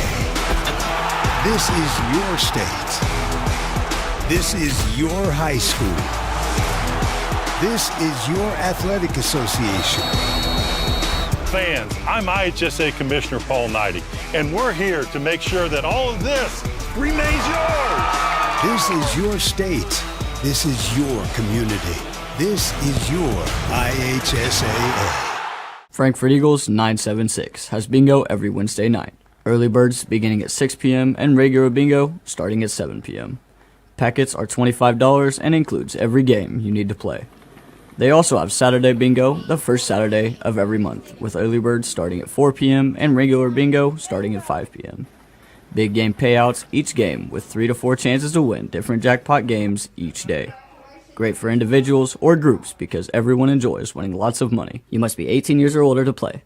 For the ultimate Wi-Fi experience, you need a managed Wi-Fi service with advanced Blast Wi-Fi. Blast Wi-Fi systems provide ultimate coverage, ultimate performance, and ultimate power all the time. Available from Mulberry Telecommunications, Blast Wi-Fi systems feature the latest Wi-Fi 6 technology and are equipped with unrivaled bandwidth and 4 times more simultaneous connections so you can connect tons of devices throughout your home with no lag and no downtime. Plus, with 24/7 support and remote troubleshooting, you can rest assured that Mulberry Telecommunications is always here to help you should any issues arise.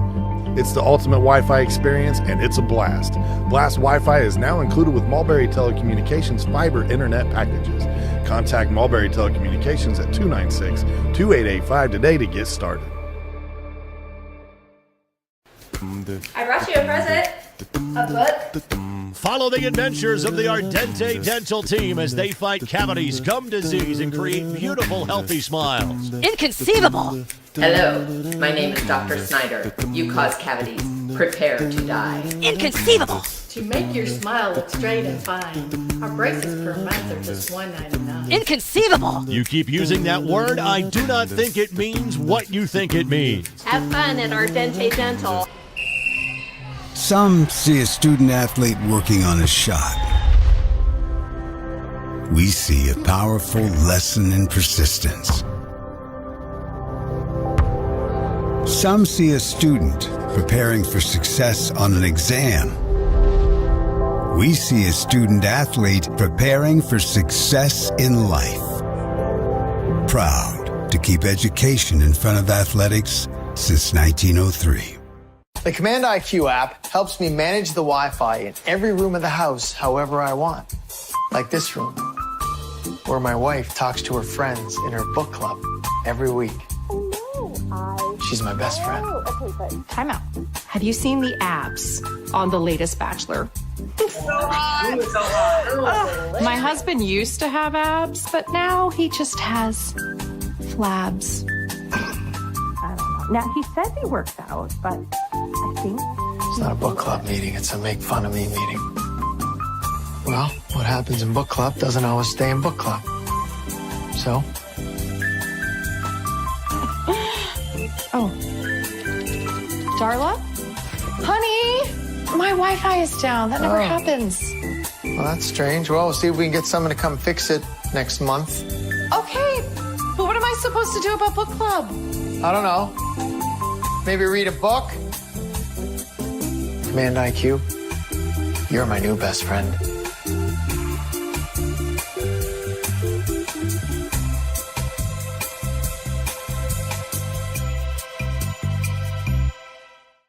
Some people see a huddle in the locker room. We see a second classroom. Some see a student athlete on the court.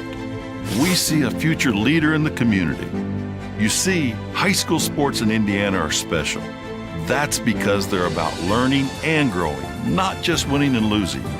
Fans, I'm Commissioner Paul Knighty.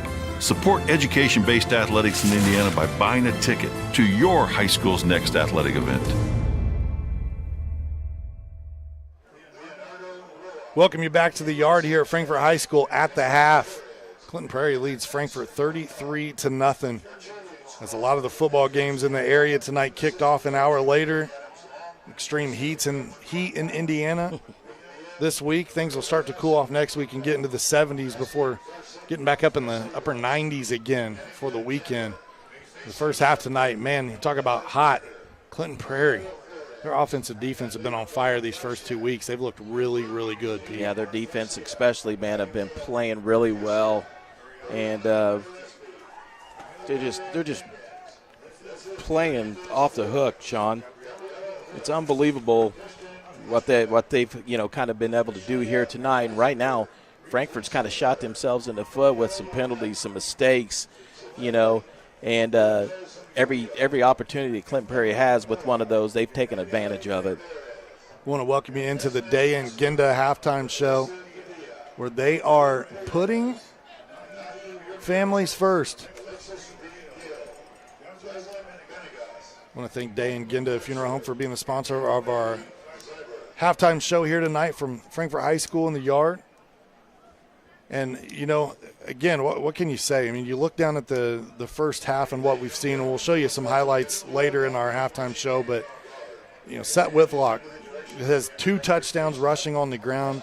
Dunford's got 2 through the air. He was able to hit a strike to Kai Jacobs, followed up by one right there before the end of the half, a 21-yard dart to Jacob Wilson. And, man, they've just been explosive. We haven't seen any necessarily of the trick plays, but we've seen a lot of the hit them with the Whitlock runs up the middle, maybe counter to the edge with Wilson and Jarbo, and then started to open things up with the passing game there in the second quarter. Yeah, they haven't really needed to use those trick plays. It's just been keeping it basic, and doing what they do, taking it one play at a time, and again, taking advantage of the mistakes, taking advantage of the penalties, and the turnovers, and scoring on those opportunities.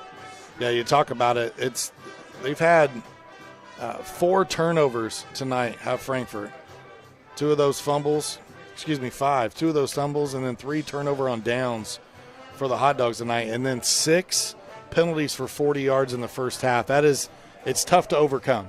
And I get it. It's definitely hot here tonight, but you turn the ball over and you create some mental mistakes with some penalties, and, man, it's tough. And usually when you look at the scoreboard at the end of the game and you go, okay, this team won, show me how they won. If you go right to turnovers and you go to penalties, and it's usually they're on the wrong side of that.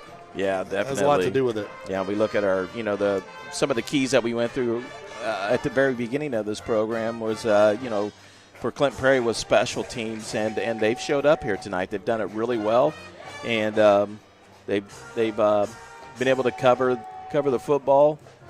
Frankfort maybe had struggled a little bit more on the special teams. The ball security, we've seen the turnovers, that's happened, and then the other one was just the hydration, and I'm not real sure how much really that's played into it tonight. There hasn't been much cramping or anything like that. We've seen a lot of players going in and going out, so I think everybody's staying fairly hydrated, and referees definitely giving them a little bit more time to get that water in.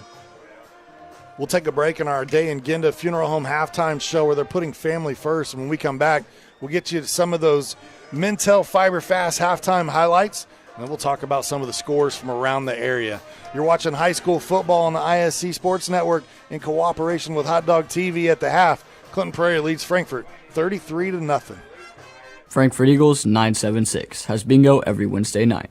Early birds beginning at 6 p.m. and regular bingo starting at 7 p.m.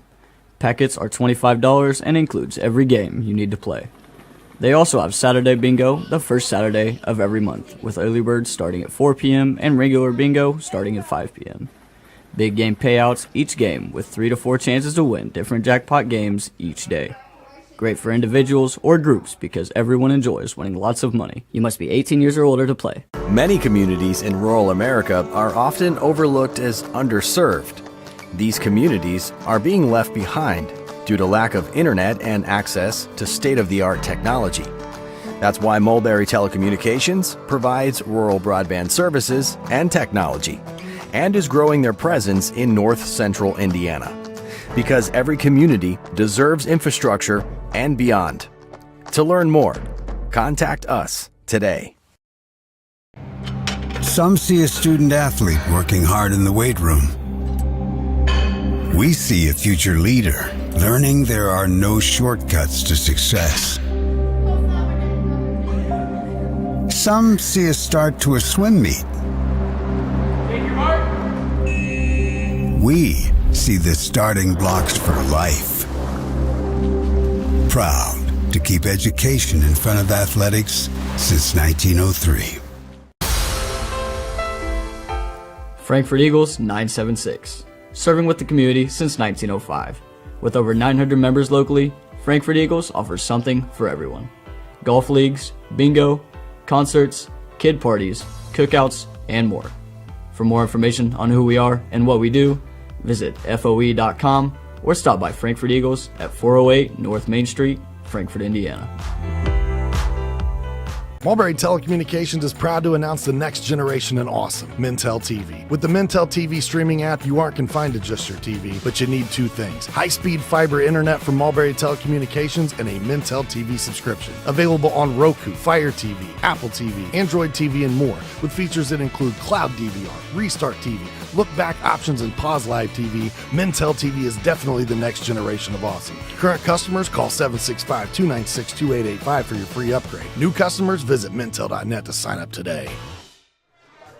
Welcome back to the Yard here at Frankfort High School tonight. 33-0 your score at the half. Again, our halftime show brought to us tonight by our friends at Day and Genda Funeral Home, where they are putting family first. As we take a look at our first half highlights brought to us by Mulberry Telecommunications and their fiber fast internet. Pete, a lot of highlights here from Clinton Prairie early on, but it's been Gophers. We'll take a look right here.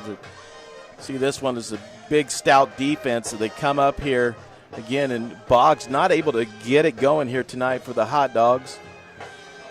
This one they pitch out. Here's the cutback. Jacob Wilson, number 34, getting it done. Good blocking downfield. Forced out of bounds on this one. Wilson back in the lineup this week. They fake the handoff here, the pitch out. You'll see him come around here, and that's a great tackle by Castillo. They fake the pitch, the inside handoff, and this one, they'll take it right to the house. Number 4, Jarbo, touchdown for him.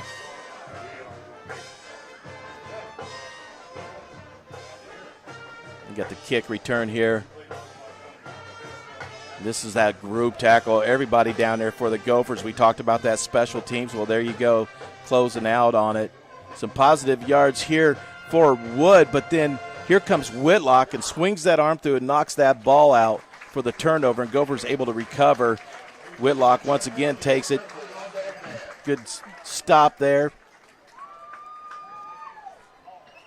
And then the big pass over the top. Good coverage downfield. Nothing there. That's one thing for certain. They haven't been able to get Caden Davis really into this game, but they haven't really needed him. There's Osler, the big guy for the Gophers up front, nose tackle. This one goes over the top. And good coverage downfield for the Hot Dogs. Yeah, really. For Clinton Prairie, the push up front, both offensively and defensively, has been the difference. They've set that line of scrimmage and really dominated it all night. And here's the one for Wilson. They're able to go in. And again, it's just been tough. But when the Hot Dogs have been able to step up and throw and to get this one down the field, that one broken up. We do have a big catch by number 15, Burge, that he made earlier, where they were able to connect there. And but right now that score sits 33-0, Gophers over the Hot Dogs. And I'm not sure what's being said in the locker room there. I'm not even sure what a bunch of yelling and screaming is going to do for you, right? At this point. So, hopefully these guys got sat down. They talked a little bit about, keeping your head in the game and just getting back into this one. 33-0. I mean, if you can get some stops here, you try to climb your way back into this, make it respectable, or try to get your self back into this thing altogether. Yeah, it's been tough sledding. It's gonna be hard. We talked last week when Frontier found themselves in a very similar situation, and it was at this point you come out and it's one play at a time, one possession at a time, one drive at a time. You try to limit the mistakes. You forget about what the scoreboard says right now, and you play this second half of football like it's 0-0. and you go out there and you try to dominate. And whatever the score ends up being at the end, you try to pride on correcting those mistakes you made in the first half by playing mistake-free football for the next 24 minutes. Well, there's some plays there that Frontier had to actually, without those mistakes, that puts them back into that game, like creeping in there. And you can get that in the mind of, that the other team, you never know what you'll get. At the half tonight, around the area, some other scores we were able to find. West Lafayette is leading McCutcheon 9-3. Tri-Central on top of West Dell 26-6. Fountain Central beating a Sagamore Conference rival 22-6 tonight as they're up over Crawfordsville. Harrison and Plainfield, Harrison is up 14-7. Guerin Catholic on top of Central Catholic 13-3. Lafayette Jeff and Michigan City tied at 14 apiece. Mooresville up by 2 playing at Danville tonight. They're up 14-12. Fisher's all over Pike, 33-0. That game on ISC as well as the Mooresville-Danville game. And then Christian Brothers College High School, you heard me say that correctly, it's a prep academy, has traveled, and they're taking on the Greyhounds of Carmel tonight. And Christian Brothers leads that one in the fourth quarter, 34-21. So Carmel didn't push their start time back, so they're a little further along in the broadcast there over on one of our, what would we call that, sister production company? I guess so, yeah. A lot of these teams did. A lot of these teams dropped back to that 8 o'clock start time because of the heat and the humidity. And so there is some late starting games going on in the area. So it's kind of spread out all over the place right now with where everybody's at. That's going to do it for our Day in Genda Funeral Home halftime show where they put family first. We're going to take one final break. When we come back, third quarter action from the yard at Frankfort High School. Why are interscholastic sports called the last classroom of the day? Because they teach students important life lessons like teamwork, accountability, and perseverance. School sports are so much more than a game. They're about developing the whole person. That's why they're an essential part of every student's education. Encourage your student to participate in the last classroom of the day. Interscholastic sports in Indiana. This message presented by the IHSAA and the Indiana Interscholastic Athletic Administrators Association.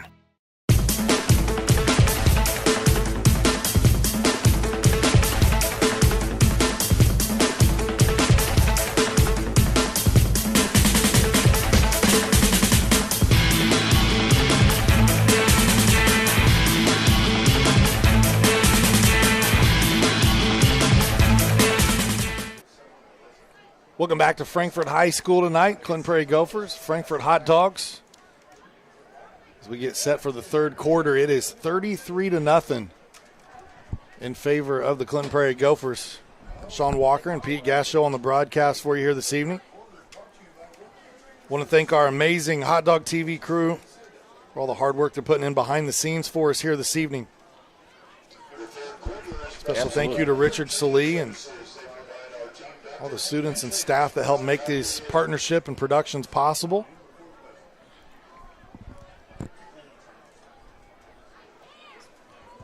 It is a warm one.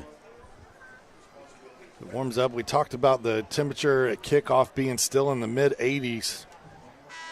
It feels like it's starting to finally cool a little out there, down to 75 right now. There's heat advisory warnings the last few days, and they were telling people to stay hydrated, and you got to be careful with that because a lot of people, when they think stay hydrated, they think water, and it's really electrolytes that you need. Too much water can actually be a problem. Yeah. Cause water toxicity. Some of the, happened you read about it quite a bit this year, and that. So something I had no idea, Well, be careful how much water you consume in a short period of time. I know it's not good to drink a lot of milk at one time. I did know water. It pulls the sodium away from your brain is what it does. And so that can cause problems. And then when it comes back, when the water comes back to the brain, it brings it back with it, and then it causes swelling, and that's where it can be dangerous the opposite direction. So you got to be careful. You can't play around with the heat too much. Third quarter set to get started. Frankfort got the ball here here in the third. They get it back here, so maybe the drawing up something there at the halftime, to get some, good positive yards, some good plays here.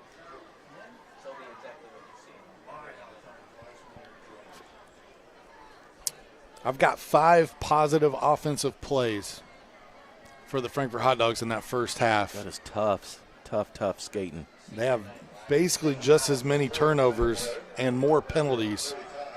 And so we'll see if they can get that cleaned up here in the second half. And it's a good test to kind of test and see what this hot dog team is made of here this evening. Down 33-0 to a county rival. What kind of fight do the Dogs have in them here in the second half? Diego Miguel with the kickoff. Burge will let that one go over his head. It's into the end zone. Automatic touchback here in high school football.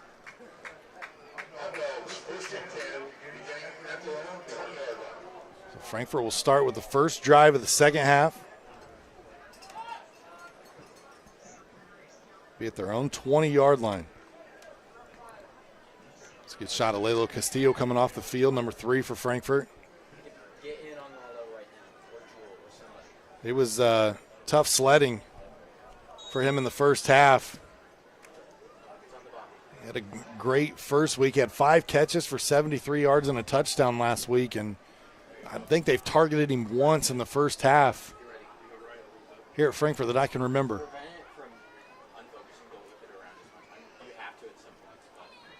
They fake to Boggs. They go to Burge. Burge wrapped up right away, but a positive play for Frankfort out of the half. I like this. Nice little short passes. Let's see if we can loosen them up a little bit here. Let's go.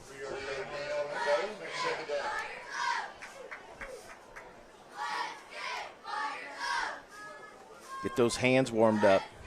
Wood now 2 of 9 for 41 yards in the contest.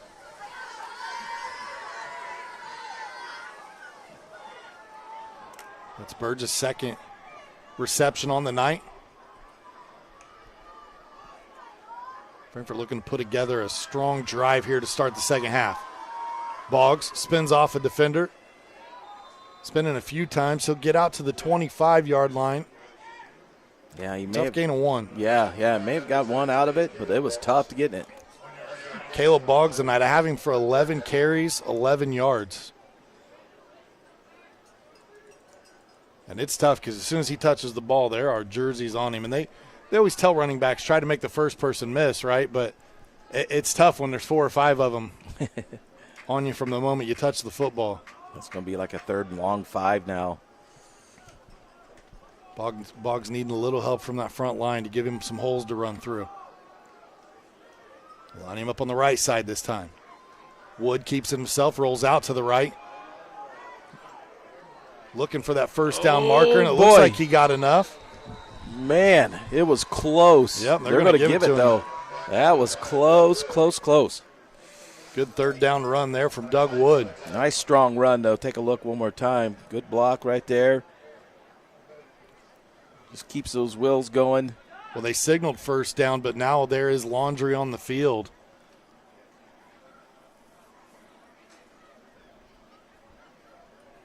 Oh, and they're going to get holding against Frankfort. Man, that's a tough play there.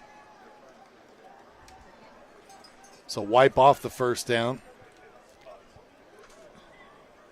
Again, something positive for the Hot Dogs, and gets negated by the holding penalty.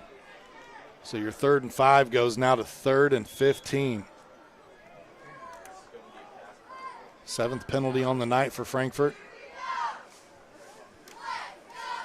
3rd one of the 10-yard variety.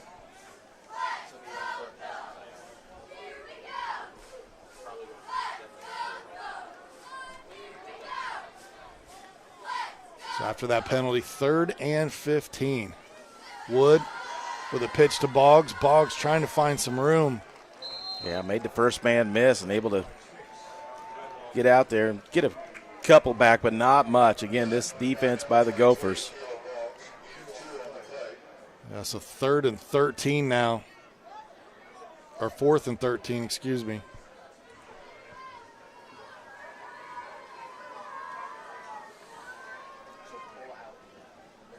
And Here's going to be the punt. This will be from Armando Valdez, 6-foot junior. Plays tight end, linebacker, and punter. How about that?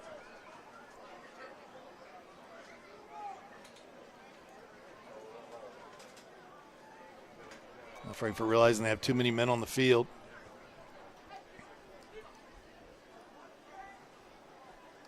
Run one off. Clean snap. Kicks away. Wasn't able to get much on it. We'll see if it takes a Frankfort bounce, and it does not. I want to be down at the 39-yard line. Had a lot of backspin on it. Pretty high, didn't go very far, but a lot of backspin on it. When they hit it, just died. I wish I could get my pitching wedge to do that sometimes. Right up on the green, right? You know, yeah, just a little backspin. Yeah. That's usually when I just drive about 100 mile an hour right over the top of the green into the woods.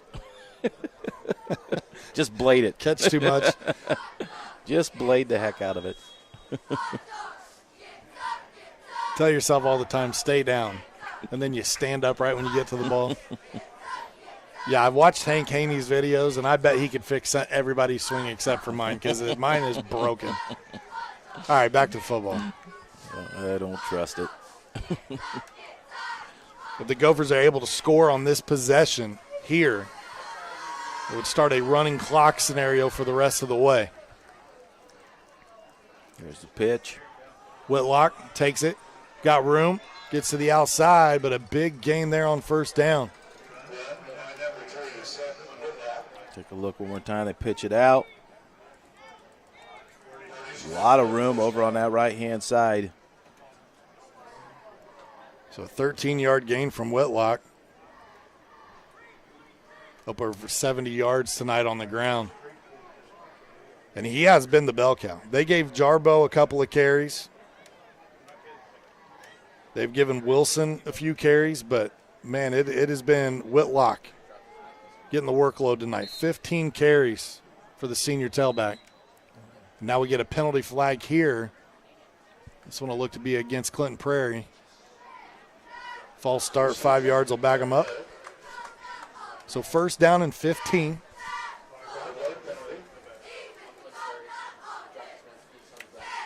Third penalty on the night for the Gophers. Gophers done a pretty good job taking care of the ball here tonight, staying penalty clean.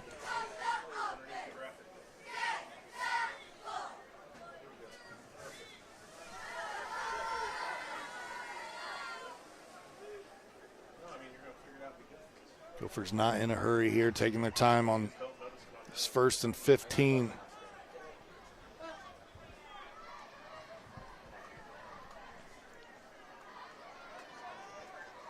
Can't believe the NFL preseason is wrapping up this weekend, and we're going to have NFL football back very soon. What a move. Wilson might be one of those guys that gets drafted on your fantasy football roster with plays like that. Nice. Some juke moves out there. Take a look here. Nice thing, it kind of slows down and speeds up, and jukes. It's thrown out of bounds there by Boggs. 10.2 yards per carry tonight for Wilson when he's touched it. It's only his fourth carry tonight. Yeah, I think Gophers done a really good job here tonight, spreading it around between the three of them. I know Whitlock has, like you said, taken most of them here tonight, but they've kept some fresh legs in that backfield.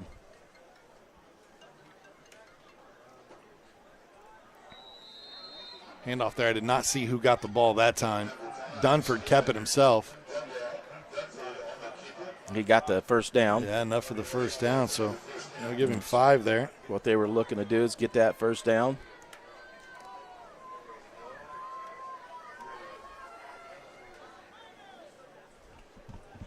Again, Gophers able to score here and push this one in. That would create the running clock scenario.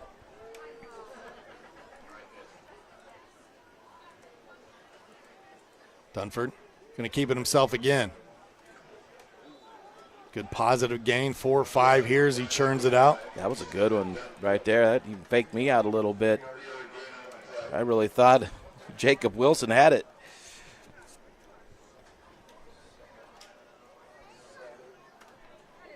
So they give him 3 there. 2nd down and 7.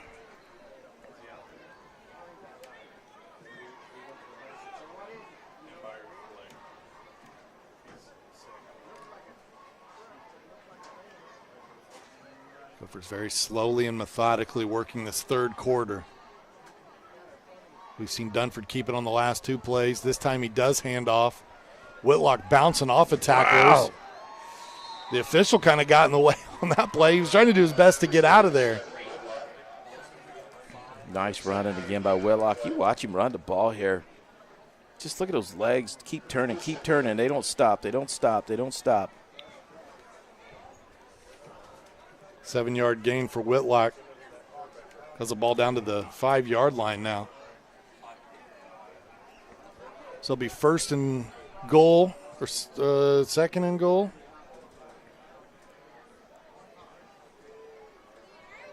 Oh, 1st and goal. You got the 1st down there, yeah. Quick hit inside. It's this one down to the 1. Now 2nd and goal from the 1-yard line. So now they're trying to reward Whitlock, I think, once again, doing all that hard work. Getting it down there. Boy, it feels like you got to give it to him one more time here. Let him have a chance at it.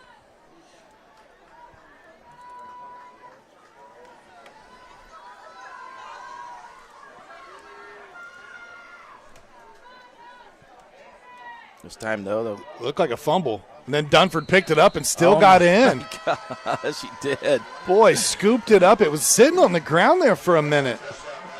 Take a look again. Yep, you see it right there. Oh, and he just picks it up and leans across. It looks like that trick play from the longest yard, yeah. But it didn't even mean for it to happen. So Dunford gets the touchdown on the. Hard to see what happened with the center and the quarterback there. Maybe it hit his thigh and he dropped it straight down, or just dropped it straight down. So now the Gophers with a 39-0 lead, and we will be into a running clock scenario the rest of the way. Gophers been struggling here on this after point. Let's see if they can get a successful one here. That one just never got up in the air. Yeah, never got up, though. The ball was there. Snap was down. So now the clock will stop for change of possession. And 39-0 is your score. Hot Dogs just seem a little shell-shocked tonight here. They do, just not able to get it back going again. From the onset, Clinton Prairie came out. They put together that first drive. Took it 65 yards down the field and punched it in. Yeah, one mistake during that drive, and then they were able to, still come, fight through that. Like you said, come away with 6 points. Frankfort's first possession, they fumbled. Gave the Gophers great field position. Gophers were unable to do anything with it. And then Hot Dogs turned it over with a fumble again. Yeah, there have been some strange plays, rolling between Wood's legs there. He didn't even know. Again, I think on that play, I swear, Woods thought maybe that somebody had jumped. Castillo takes this one. Sees some speed, but the ball's loose again. And I think Frankfort fell on top of this one. They did. Great job coming back for the football from 25. Evans Machora. See if we can see how this one. Stillo. He's got it in there. Oh, boom. Man, that's just a hit. That was Kuzmic that came through that time and knocked it loose.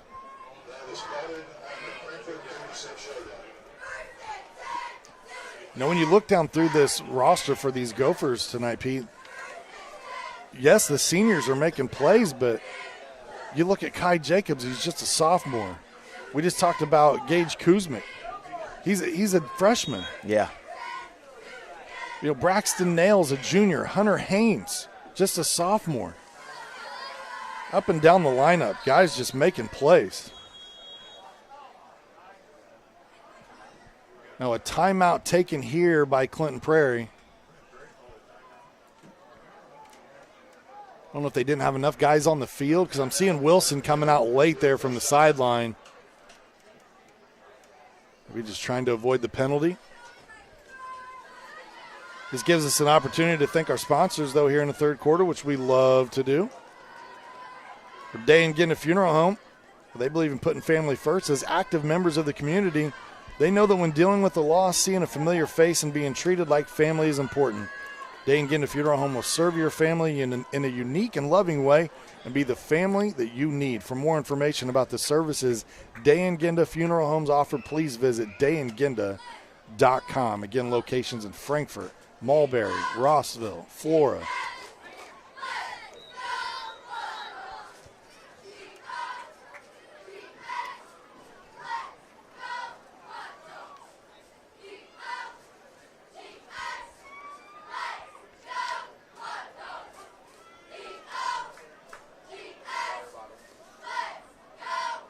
So brief timeout there stops the action.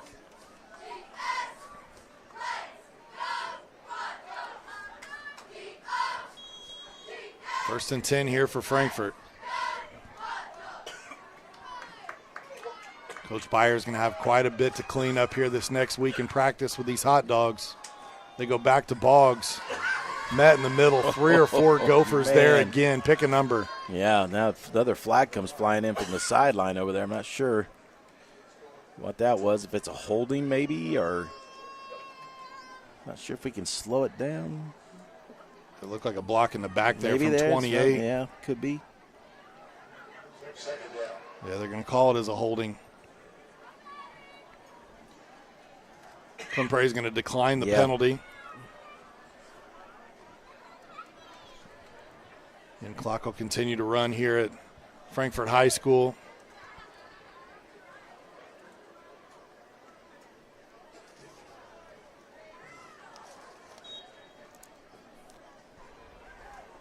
Coach Slicker in his second year at the helm of the Hot Dogs. He's 6-5, looking for his 7th victory. Coached a couple of years at Crawfordsville before coming over. Got an 8-33 record overall. Assembled a really nice staff there on the sideline, those Gophers. And through the first 2 weeks, Pete, it looks like he's got a team to be reckoned with this season. Absolutely. Nice play. Wood to Burge. Nice pick up there on second down. They'll pick up 6. I like these short pass plays like this. I think they need to go again. Line back up. It's a big tackle by Whitlock. Wow. Burge has been Doug Wood's favorite target here tonight. That's the 3rd time they've hooked up in the game. I like these short pass plays, these 3 or 4, 5 yard pass plays. Give a chance for your receiver to do something with it. It's almost an extension of the running game. When you're struggling to get the running game going, get it out quick. Yeah, try to back it off there. I mean, as they are just putting pressure and pressure on them. They send Burge in motion. Do it again. They'll stack their wide receivers. Wood rolls to his left, sets his feet. Nice. Got a receiver. It's Burge again. Got to hold on that ball, boys. Takes it out to the 50. Tuck that thing away. A 10-yard gain and a first down. Like this. Love the cutback right here. Patience with Woods. Got Woods rolling now. No pressure there that time. Able to release it. Nice pass. First down. Hot Dogs. We haven't been able to say that very many times tonight. Back-to-back plays going to Burge. Got the ball rolling down the field.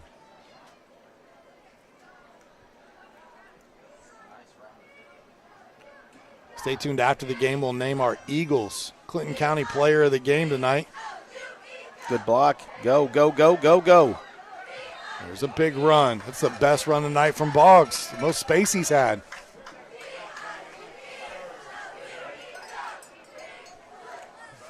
Good pull that time. –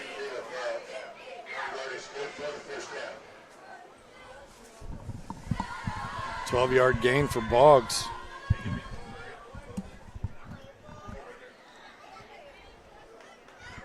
It's his first run of more than 6 yards tonight. Frankfort with another first down. Got a drive rolling here. Wood goes out to Castillo. Castillo makes a man miss, runs into a tackler. Oh. Boom. What a good positive completion. Nice. Love these little pass plays right here. Let your receiver do the work for you. Watch this hit. Boom. Oh. That'll bring up 2nd down and 3.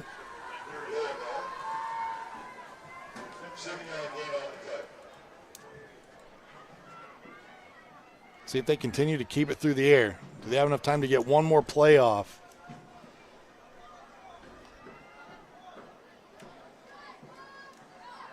And they will. Frankfort's final play of the third quarter. Wood rolls left in the air. Just misses Castillo. At the end of 3, it's Clinton Prairie 39, Frankfort nothing. Be back with the 4th and final quarter. You're watching high school football on the ISC Sports Network in cooperation with Hot Dog TV. Running a small business. Your hands are full. We can help. FiberHawk partners with local companies by providing business-class internet, phone, TV, and customized bundles to meet your needs. Our fiber-powered system delivers reliable speed with enhanced security. Running a business is tough. Contact FiberHawk today and let our expert team give you a hand. Hi there, I'm Jake Query. And I'm Derek Schultz. And we do Query and Schultz on ISC Sports Network. And Derek, unlike Ted Lasso, we have a 3rd season. That's right. Season number 3 right now, iscsportsnetwork.com. You can see episodes on Comcast 81 as well, Mondays at 7:30. I'm talking about our show, Jake, this beloved show that people tune into every single week. Twitter, Twitch, YouTube, Facebook, so many ways to watch Query and Schultz every Monday, 7:30. Tune in and hang out with us. And you don't have to be a goldfish. You'll remember everything we say. Welcome back to the yard at Frankfort High School. Start of the 4th quarter. Tonight our 4th quarter is brought to us by the Eagles. Serving the community since 1905 with over 900 members locally, the Frankfort Eagles offer something for everyone. For more information on who they are and what they do, visit FOE.com or stop by the Frankfort Eagles at 408 North Main Street in Frankfort.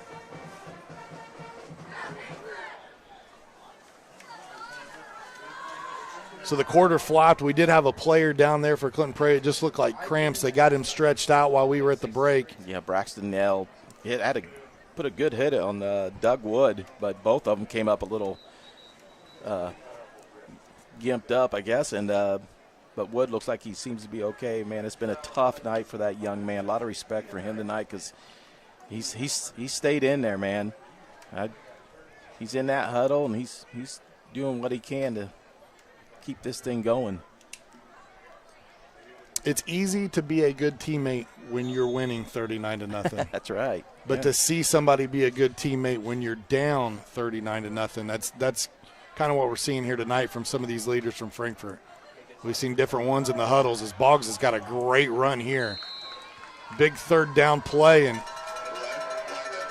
it'll be a big run here for Boggs. Yeah, it looks like we got some fresh guys out there on defense for the Gophers. 38 yards on the night for Boggs.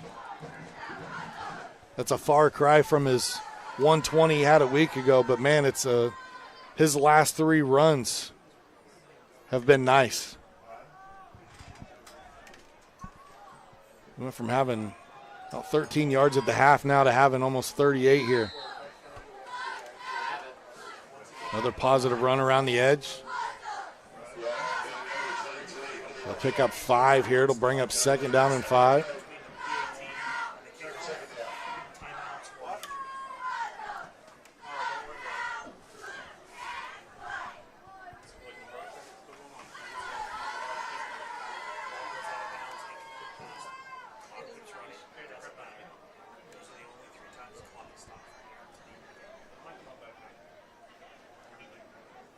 These Gophers next week travel to Clinton Central. They'll take on the Bulldogs Our next televised game of the regular season for Clinton Prairie will be that October 6th matchup with Carroll. As Boggs takes this one down inside the 5. He's going to be really close to that goal line. Man, they mark him just short. I'm going to give him 12 on that carry. Looks like they got him down around that 1 yard line, 1.5. Yeah. You got to give it back to him right here, right? Reward the big guy. I mean, he's been running hard all night long. Hasn't had a lot of space until here recently. They can take it right up the middle here. I think he's got the power. Wood keeps it himself, rolls around the edge. He's going to try to get in, and he'll get there. 1 yard touchdown run for Doug Wood. I think Prairie was ready for that Boggs to come up with that. As a good call, play call by the coach.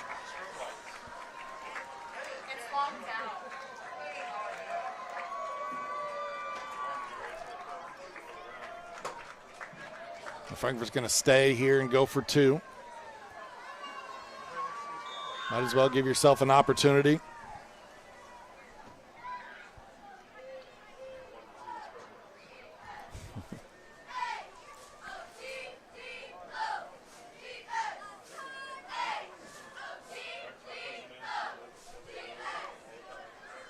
So this is a 2-point try now for Frankfort. Wood. Hands off to Castillo, who comes across in motion. He's in the end zone. He got it, didn't he? Give him 2 points. Nice. Looked like one of the interior linemen from Frankfort comes up a little hobbled there with an ankle, though. We'll hope that Landon Faust, the sophomore, is okay. You see him kind of hobbling there. Yeah. See if he can walk that off there. Maybe a bit of a stinger. It's always tough on those guys because everybody's falling at your feet right around the line. Stepping on stepped on. There's nothing like a big cleat like stepping down on you.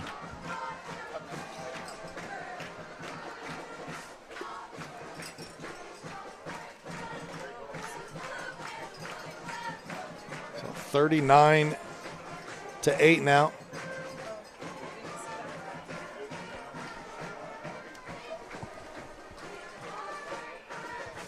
Frankfort's able to get into the end zone here to start the fourth quarter, add a 2-point conversion. If nothing else, start to build on something heading into next week as we'll be back here at Frankfort. Watch the Hot Dogs take on Tri-West.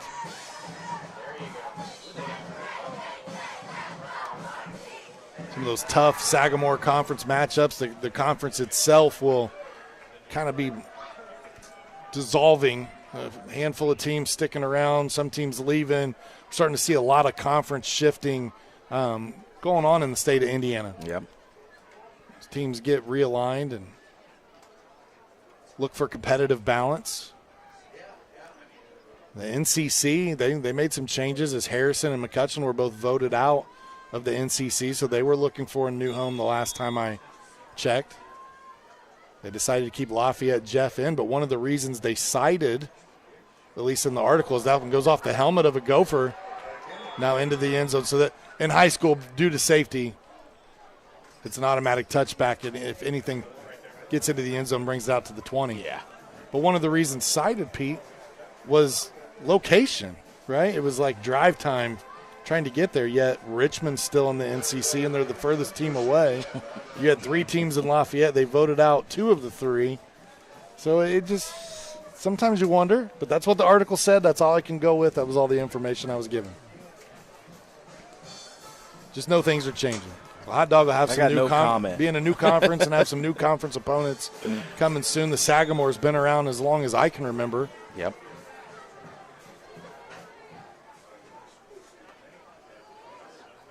Clinton Prairie will take over here. Dunford fumbled, but able to pick it up and hand it off. Oh, good thing Boggs is there. Hunter Cooper gets his first carry of the game, number 28 for the Gophers, and he turns it into a big game. Look at this run again. Big alley through there, gets good blocking. Here's what's impressed me. That is fresh legs right there, and look at number 23, who's been out there the whole game, offense and defense both, able to still run that down. Wow.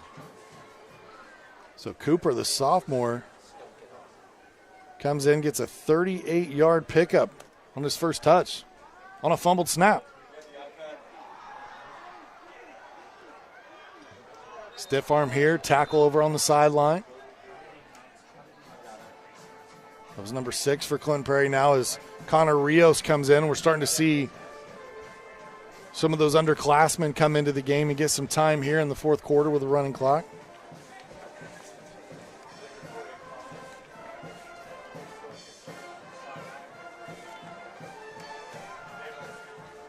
Portion of our broadcast tonight brought to us by Ardente Dental, where they offer high-tech dentistry with a personal touch.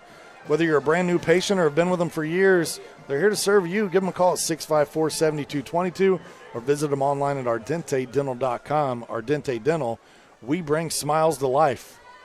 I thank Dr. Jill Snyder and her staff.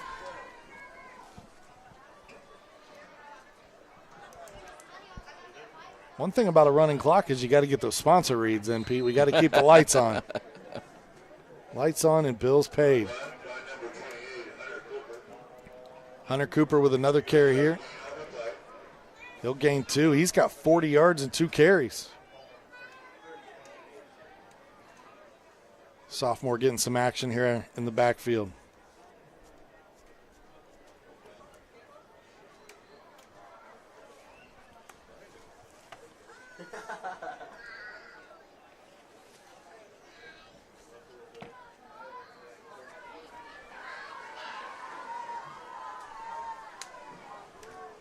Gophers taking their time here. They'll work the play clock down.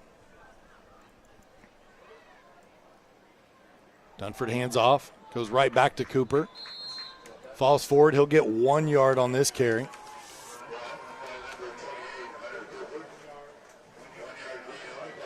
In between plays, we'll get another sponsor in here tonight. Why not? The Coalition of Healthy Communities of Clinton County is committed to reducing the risk factors contributing to chronic disease, including health disparities, by decreasing stigma and encouraging policy, system, and environmental changes. The vision of Healthy Communities is to make the healthy choice the easy choice. For more information, visit healthyclintoncounty.org. So we get back to action here. Under 5 minutes to go. Ooh. Handoff inside, and Cooper is met right away there. Yeah, they send everybody. Alex Trejo, the freshman. There's a lot of mistakes in that backfield right there. A lot of young guys still learning the game right here, man. You look at Clinton Prairie's, the depth of them, though. I mean, there's not a whole lot of juniors on there, but there's quite a few sophomores and freshmen. I mean, so there's a lot of opportunities for this team to grow. These young guys getting in here and playing. It's only going to bode well for the future. As the Gophers look to build, obviously, throughout this season and into the future, you've got some youth on this team that are making some big waves this year already.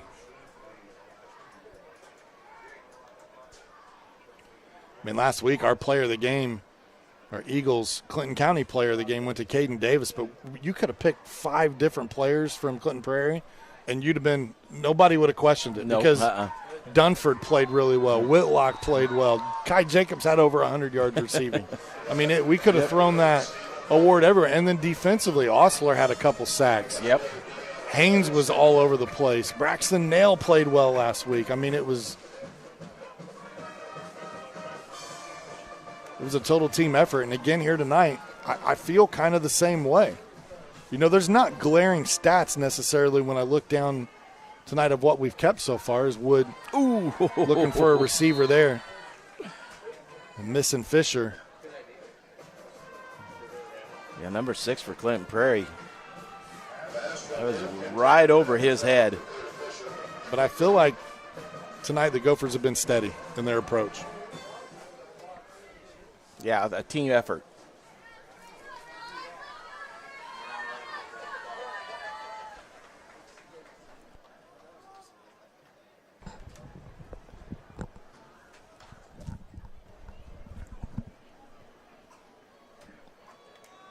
Handoff inside. 2.5 minutes. We'll get it out close to midfield. As Frankfort's going to fall to 1-1 on the season. We'll look to bounce back next week on our airwaves as they take on Tri-West. That game's slated for a 7 p.m. kickoff. Temperature should allow us to get that in. I'll bring up 4th down now, 4th and about 3 yards. Under 2 minutes to look to get this conversion here and at least try to keep the possession through the remainder of the game. Wood rolls out to his left. Nice fake. He's got the first and more. Using his feet. Big run from Doug Wood. You got to love the never quit attitude there from the senior quarterback. Absolutely. Watch the fake here. Just keeps it. Just able to curl around. I mean, now he just uses those legs and that speed. Some good blocking down the field. Get him a few more yards before he's drugged down. That's a senior quarterback reading that linebacker and that defensive end right there. They both crashed, and he saw it wide open. Pulled the hand off and took off.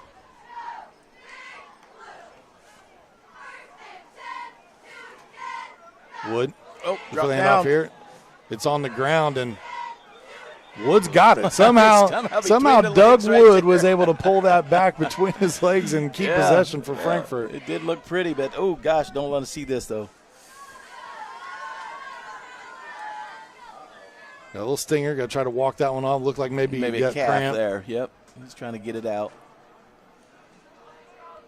Get that play call. And 40 seconds to go.